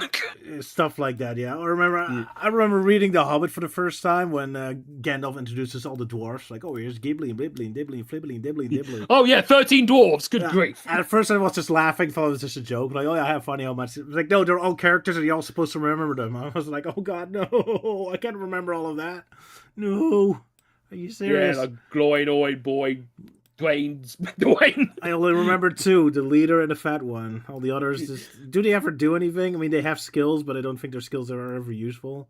One is very good at looking. One is good at listening. Like, does it ever show up again? I don't know really. I'm sorry. Like every single time I read those talking books, like all the names, like all the characters are like 5 names. Like all the, I mean, like Aragorn. Like he isn't even called Aragorn at first. He had like a different name, like the Ranger or something. And then Gandalf has a I different. suppose what's funny about the Hobbit and Lord of the Rings movies, like you got Gandalf, who is this powerful wizard, yet he keeps getting his ass kicked in every single chapter. Like he got, like in the Hobbit movie, he's got his ass kicked by Sauron. In Fellowship, he got his ass kicked by Saruman. In Two Towers, by the Balrog, and the extended cut Return of the King is by the Witch King. And I'm so disappointed that every single time you think, oh, this is associated with him because of his magic, but then he wasn't responsible for it. I mean, like Gandalf has like the most fastest horse in the world, but it has nothing to do with him. He was just allowed to pick a horse from a stable and just randomly found his fastest one there. Like, oh, how convenient! I'll just use that one. So it's not even as a result of your magic. Like, I don't know. I know it doesn't really. I mean, like in the movie, he was like, "Oh, I'm friends with the mirrors, and I've got the fastest one." Okay. Like, lucky you. I mean, that kind of bothers me in those books. Like, how often they get all those important artifacts by complete luck. It's like they defeat a bunch of random trolls that wasn't part of the plan, and they walk in a cave. Like, well, Bilbo, grab any treasure you want. It's like, oh, it's this magic sword that can defeat everyone. Like, oh, lucky that was randomly there. Good for you. Even the ring that the sequel is all about, he can just randomly find it in a cave. Like, there's no plan, no drama, no build-up. It's just fall into a random cave. Oh, hey, a ring. Ta-da, yes, the most important thing in the universe. Yeah, and Gandalf says, "Oh, Bilbo was meant to find that sword. He was meant to find that ring." Yeah, I guess it was fate, but still, like stuff like that bothers me. Like, I'll stop just having them run into all those important things by random. Yeah. I'll let them actually work for something for once, or figure something out. I like it when heroes actually have to do something. I don't just randomly find all their artifacts all the time. Oh well, but that's just me. I'm just not getting the art of the book, I guess, or what was Tolkien was going for. I'm spoiled in how stories are supposed to go.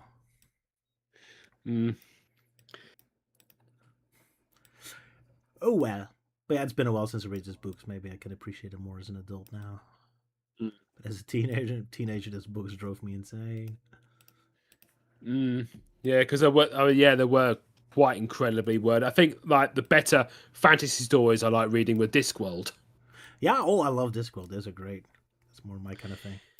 Yeah, because being as how it takes the piss out of the fantasy genre, and it kind of is a bit witty in itself as well. Well, the fun part is it's not just taking the piss out of it, but by using comedy to explain things, it actually starts making more sense. Like, usually I always hate the tropes of wizards being useful, but the Discworld series actually has, like, a logical reason for it, because if a wizard is too effective, he can actually, like, act like a nuclear bomb and destroy the world that nothing can grow anymore. So they deliberately created the Unseen University to kind of keep them all bloated and fat and incompetent, just to keep the wizards in check. Like, I love that. They can explain all those plot holes in a way that actually makes sense. Like, that's why I love the Discworld series. They have all these wonderful little twists like that. That's especially Going Postal is my favorite story. I finally gave it to my wife so she can read it and fall in love with Discworld. And she didn't take the book along on vacation. Yeah, I think my favorite story would be Mort, where you get to understand like the business of death. Oh yeah, that's also great. I love Death as a character there. Yeah. Yeah. I especially love. This doesn't happen in Mort, although Rincewind does make a cameo in that book. But I love his interaction with. He does at the very end, where they had to deal with Albert. Says, "Oh, we should like lock him up or something." And Rincewind said, "Yeah, and throw away the key." And we said, "Okay, that's too much, mate. No, we're past that now." Well, I love that interaction with Rincewind, where because of all the insane adventures the guy goes on, like Death has no idea when he actually dies because he keeps being like because he's favorite used character from the gods. Like he's constantly like thrown in time and in other dimensions, so his timeline doesn't make any sense.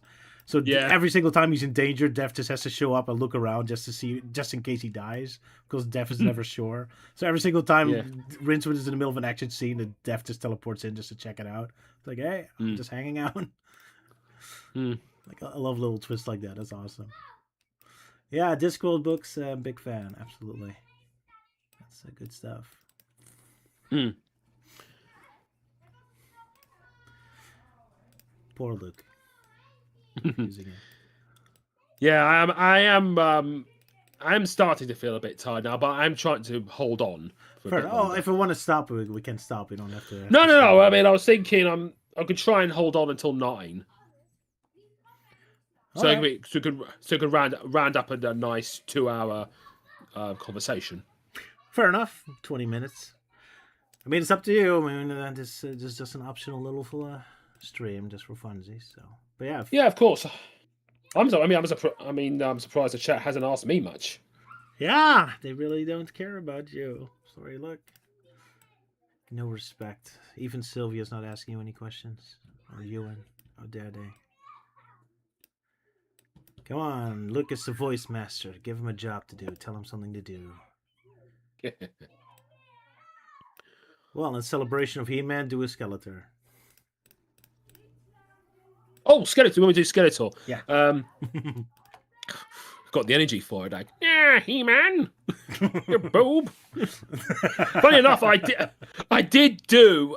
This was back when I think it was a couple of months ago when the movie was first teased. I did do a comic dub of myself as Skeletor, which is on my YouTube channel. Oh, that's right. Yeah, because I knew you could do a good Skeletor. Yeah, I guess it's from that. Yeah, I even added music from the cartoon as well. Nice. All right. Yeah. What else? Thinking. Yeah, I just can you do Donald Duck? Probably not.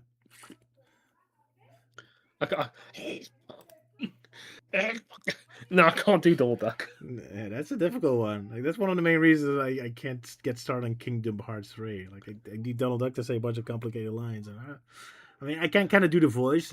I mean, have you tried to put out a casting call for it? Yeah, I really should. Yeah, that's a point. Maybe one day. I mean, one thing I could probably talk about with casting calls, because I haven't really done much auditioning in a long while, probably because I've been busy doing other stuff. I mean, like I can go on castingcall.club for auditions, but one kind of auditions I'm a bit iffy about now is when the client says, "Oh, drop your reel in the comments below" or something. But the thing is, like, they give no indication they even look at your reel or whatever. And I much prefer if you do a demo, an audition line, and send it to like an email, an address or something, because that way it actually demonstrates what kind of voice they're going for. I mean, by saying they say, "Oh, drop your reel," they don't indicate if they actually look at it or not, or like leaving a like or something. Or I would like prefer if they even like give you a quick DM to saying like, "Oh, sorry, but you're not what we're looking for," or something. So because it's like what with applying for a job, you're like throwing your application form to the wind or something. Yeah, I understand the frustration. I mean, sometimes when I ask for someone's voice, it's because I have no idea what they sound at all, and I need to have some indication of what kind of role I can ask them. Because it's just a random stranger, like, hey, I can do a voice.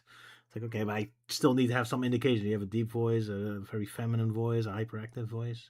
So they kind of want to get a feel of what your voice has, and then they can think of what character fits you. Like, all right, okay, I can probably do this kind of character. So that might be the reason why they do it.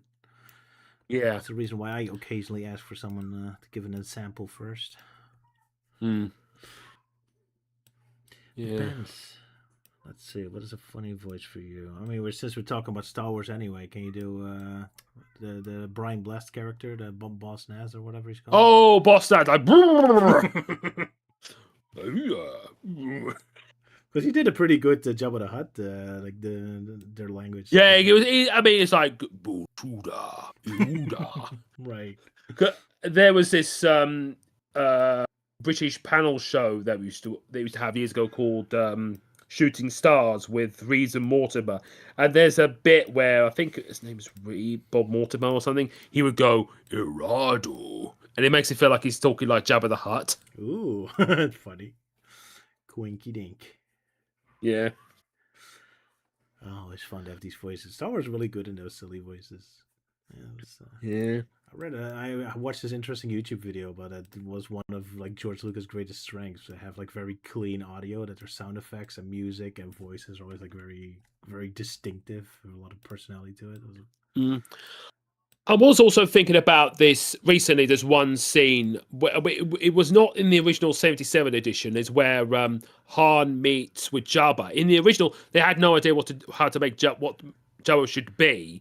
I Mm-hmm. mean, they made Jabba this human guy, and they're saying that, and of course in the special editions they made him look more like Jabba. But people are saying that.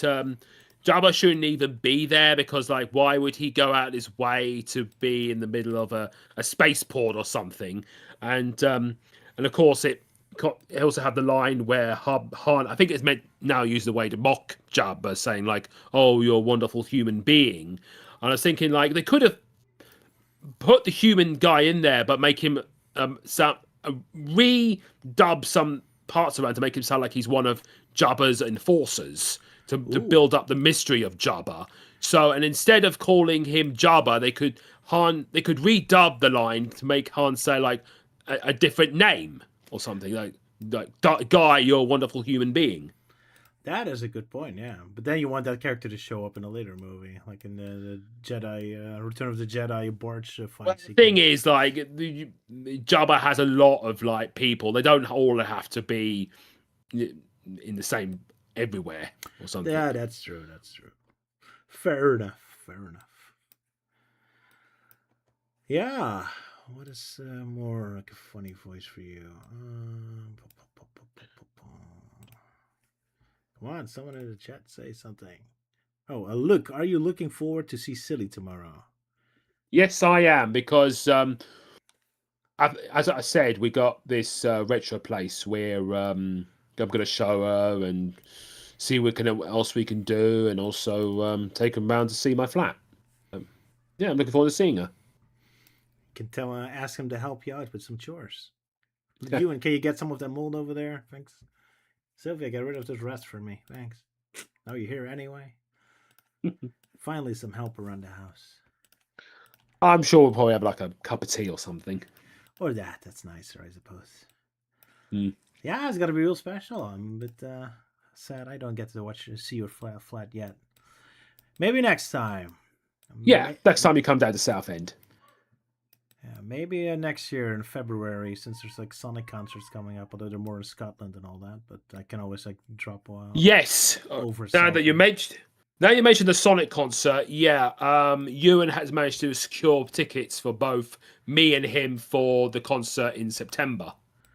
Or I could try to get that one, but then I have to be really fast and getting a day off. That would be Yeah, cool. because it's on a Wednesdays, which I have booked a day off for. I feel it. I don't know if it's going to be busy or not because it's on a Wednesday. Because I don't know if it will be as busy as it would be on Saturday. But we'll see how it goes. I mean, like when I went to the symphony concert like a couple of years ago, me, you, and another friend of ours all bought our tickets separately, so we all had to sit in separate places. So I was a few rows behind Ewan, so and but it wasn't too bad. I managed to get to see the stage all right, and it was a good time. I remembered I was sitting behind this couple who I thought was someone I knew online, but it turns out it wasn't him. No, no. I remember seeing him and thought, what's he doing in England? Isn't he American? And I thought he was like hugging and kissing his partner a bit too much. But Aw. no, yeah. But it was a good time. I'm hoping this one be just as good. I mean, wonder if I might bump into someone I haven't not seen since the Summer Sonic days. Yeah, I miss those days. It was fun. Yeah, Yeah. that's right. I was thinking maybe I should get. Actually, I could try to. I mean, it really sucks. It's on Wednesday, right in the middle of the week. So I'm like, man, I don't have that many days off anymore. So I have to ask Wednesday off, and then maybe on Tuesday I can make it to the airport after my work. But then I probably have to ask Thursday free as well because I still have to travel all the way back to the Netherlands. Like, but yeah, maybe I should try. Yeah, September. Good luck, but yes, might be nice. Then we could go, the three of us. We can film a Dissected while we're sitting in the concert. Well, we probably don't have the seats together, but Well, we'll see how it goes. we'll see how it goes. Yeah, that's right. I forgot about that. I was thinking about that. Okay, it sucks because I mean, I think the guys from Sonic Paradox might be there. I'm not sure. possibly they have a bunch of people from England, so Sonic Stadium probably has a couple of people over. So there's probably a bunch of people. I mean, most of the Sonic Paradox people I talk about are the Americans, so probably not going to see those. Yeah, good point. I almost forgot about that. I should think about that if I'm going to do that. It sucks. I already kind of have a vacation in September, so now I have to extend my vacation days. It's kind of awkward. Yeah, and speaking of vacations, I'm going to be on holiday from next Saturday for a week. I'm going to be going up to Bath and Bristol for a week. I haven't been there in about 30 years, I think. Whoa, that's been a while. Yeah, it should be a nice time. I mean, Bristol is known for being a well-known port, known for its industry. I mean, I think it was where it has one of the places for was very part of this well-known engineer called Isambard Kingdom Brunel, and also I believe it's also the birthplace of Edward Teach, aka Blackbeard, and nice, yeah, and also Bath, of course, is well known for its Roman baths, and also I believe is where Mary Shelley wrote Frankenstein, and also when looking up, there is a place called Mary Shelley's House of Frankenstein, which is like some kind of like Frankenstein-inspired museum. That's really cool. Yeah, I've been to Bath. It was the first time I went to England to meet up with Frotman, as he was known at the time. I filmed part of the Evil Duck live action episode there. Good times. All right, yeah, good to have fun there. But then that means you're not going to be at the next Dissected Alive then. Well, I might be coming home on the day, but I don't know if I have the energy to be involved. Fair enough. Although the plan was to have that Nintendo Dissected soon. Like, is there any chance? Well, if you don't have the night, well, it depends on when I come back, and if I have the energy for it, then I could try and be involved. I mean, do you have time to do the voice lines for that one so I can finish the scripted Dissected? The voice lines, yes, yeah, I could do that over the next week. All right. So I don't want to force you. If you don't have time, just say so. But... No. I could do them. I could do them over the week, and so I can give them to you before I go on holiday. All right, fair enough. Thank you. Then I know I can plan ahead for that one. Cool. That's probably going to be the next one instead of a live action, unless we finally have the channel back, and then we might have like an official celebration stream, I suppose. But let's not get our hopes up until that's time. You never know what more twists and turns are coming. It's been a fun week for me this week. Yeah. Oh well, we're making progress. There's hope. So, did we get more requests from the stream? We'll force Luke to do them tomorrow. Oh boy. So you have to do the lines with you and Silly tomorrow. Oh, that's good because Ewan is also in the script, so we can both do the lines. What's this? Like Silly says that she's gonna force you to do the Dissected lines tomorrow. She's bringing her gun and forcing you to do the Dissected lines. Oh, great. Nah, she doesn't have a gun. Don't worry. Don't worry. I will do them over the week. Alrighty. Don't feel too pressured. I'm just joking. Yeah. I just want to make sure that if I should prepare for it or not.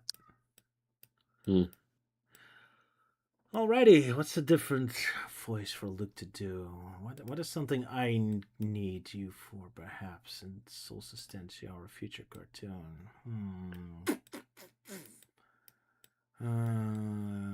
Can you do Agent Stone? He doesn't really have a particular voice, does he? No. Probably also should ask a black friend to do it anyway. Uh, what else? What else? What else?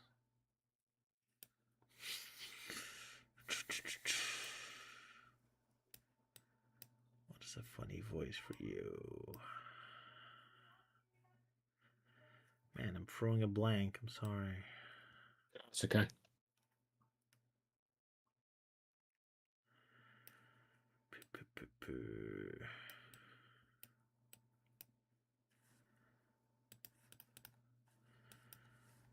What's a funny voice?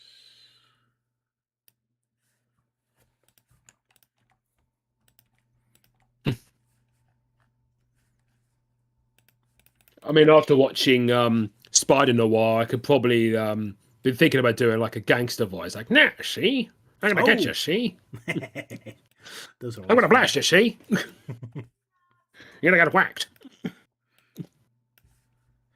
That is an awesome voice. I love that.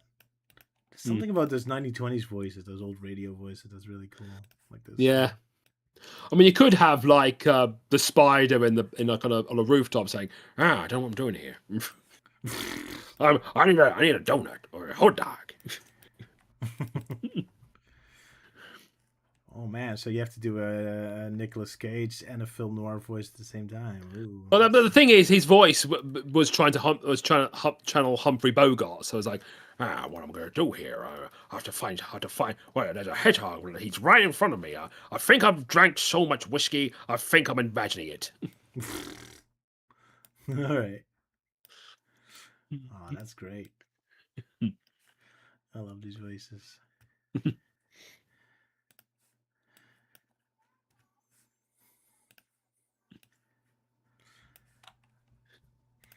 Yeah. Yeah, the kind of voice I'm always kind of looking for is this is a really difficult one, like something like Invader Zim or something. That's that's near impossible to do. Like those hyperactive. It's all. Yeah. Ugh. Some of them are mostly American based, aren't they? I mean, like mine's like very British based. That's true. I need to find more British voices. What's the fun one? What's the fun? I mean, Rowan Atkinson when he does Black Adder is always like a cool voice. I'm not sure if you can do that one. So, very cunning, very Bob. Because sometimes he has this weird stammer thing, like says, Rowan Atkinson loves his silly uh, names. Yeah. yeah.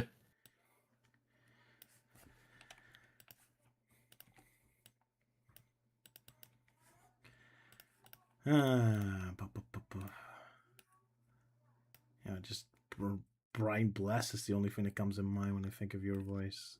Yeah, But yeah, because I have a mate at work. He always tries to make me say, "God is alive." there you go. That's what I'm talking about. Oh, you're perfect for that. Well, of course, you're tired now, so probably bad idea to make you do like a high energy voice now. Yeah. Yeah, difficult. I don't have a funny, interesting voice I'm really thinking of right now. Like a British character. For some reason, immediately Postman Pat shows up in my brain. Like, hello, I'm Postman. It's too generic a voice to do interestingly. Yeah. Ringo Starr doing the Thomas the Train narrated voice. Yeah. Oh, like, Thomas was walking down the, running, was driving down. Tom, Thomas was walking down. No, Thomas was riding down the station. Oh, look at Thomas. Thomas is He's a walking down the really street. Why not? He got legs today. Thomas is a really useful engine. You do a decent Really, job at the Beatles, the Liverpool accent. That's nice. yeah, At least for my virgin ears, I'm sure someone actually from Liverpool would not be as impressed. yeah, But yeah. I could do Scouse as well. Like, hey, calm down. Hey, calm down. Hey, it's making hurt. Like, But hey, since we have Ewan in the chat, we're from Yellow Submarine, that Blue Meanies or something. Oh, Blue Meanie. I don't know what they sound like, to be honest. That's a good question. I'm thinking very hard now too. Like very, very drag queen kind of voices. Hmm. Blue meanies. Hmm. Nah, it's been too long since I saw that movie too. I'm Yeah. trying it back. I'm a bit sorry to say, but I'm practically running out of steam now because it's practically 9 o'clock over here. Fair enough. We were gonna stop at 10, and that's 1 minute ahead. So it's time to say goodbye. Yeah. Okay. Then. So you're carrying on then. Nah, I'm gonna quit too. I'm tired as well. Yeah. All right. Then. Yeah. I've got Sylvia and Ewan to meet tomorrow. Indeed, you must be ready for them. Sylvia's quite the Hmm. handful. Yeah. That's all right. All right, well, see everyone. Nice to have a chat. I hope I have proper YouTube news soon. I'm working on it. Working on the animation, as you can see. Look, you have any projects coming up? Yeah, the Well, Sonic as I said, drawings. well, as I said, I'm working on Robotnik throughout the ages, and of course, I'm going to be on holiday from next week, and I might be around. I might be home in time and have the energy for the next dissected next stream, but we'll see how it goes. If everything goes well, the next Dissected stream should be the Nintendo Dissected, depending if I get my voices right and I have enough energy myself. But yeah. Yeah. And there's probably gonna be Sonic news since the anniversary date is coming, so might have to do something for that as well. We'll see.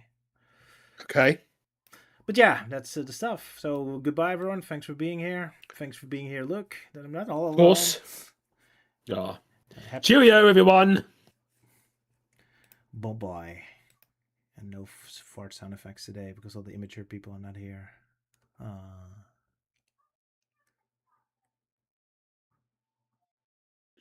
All right, then.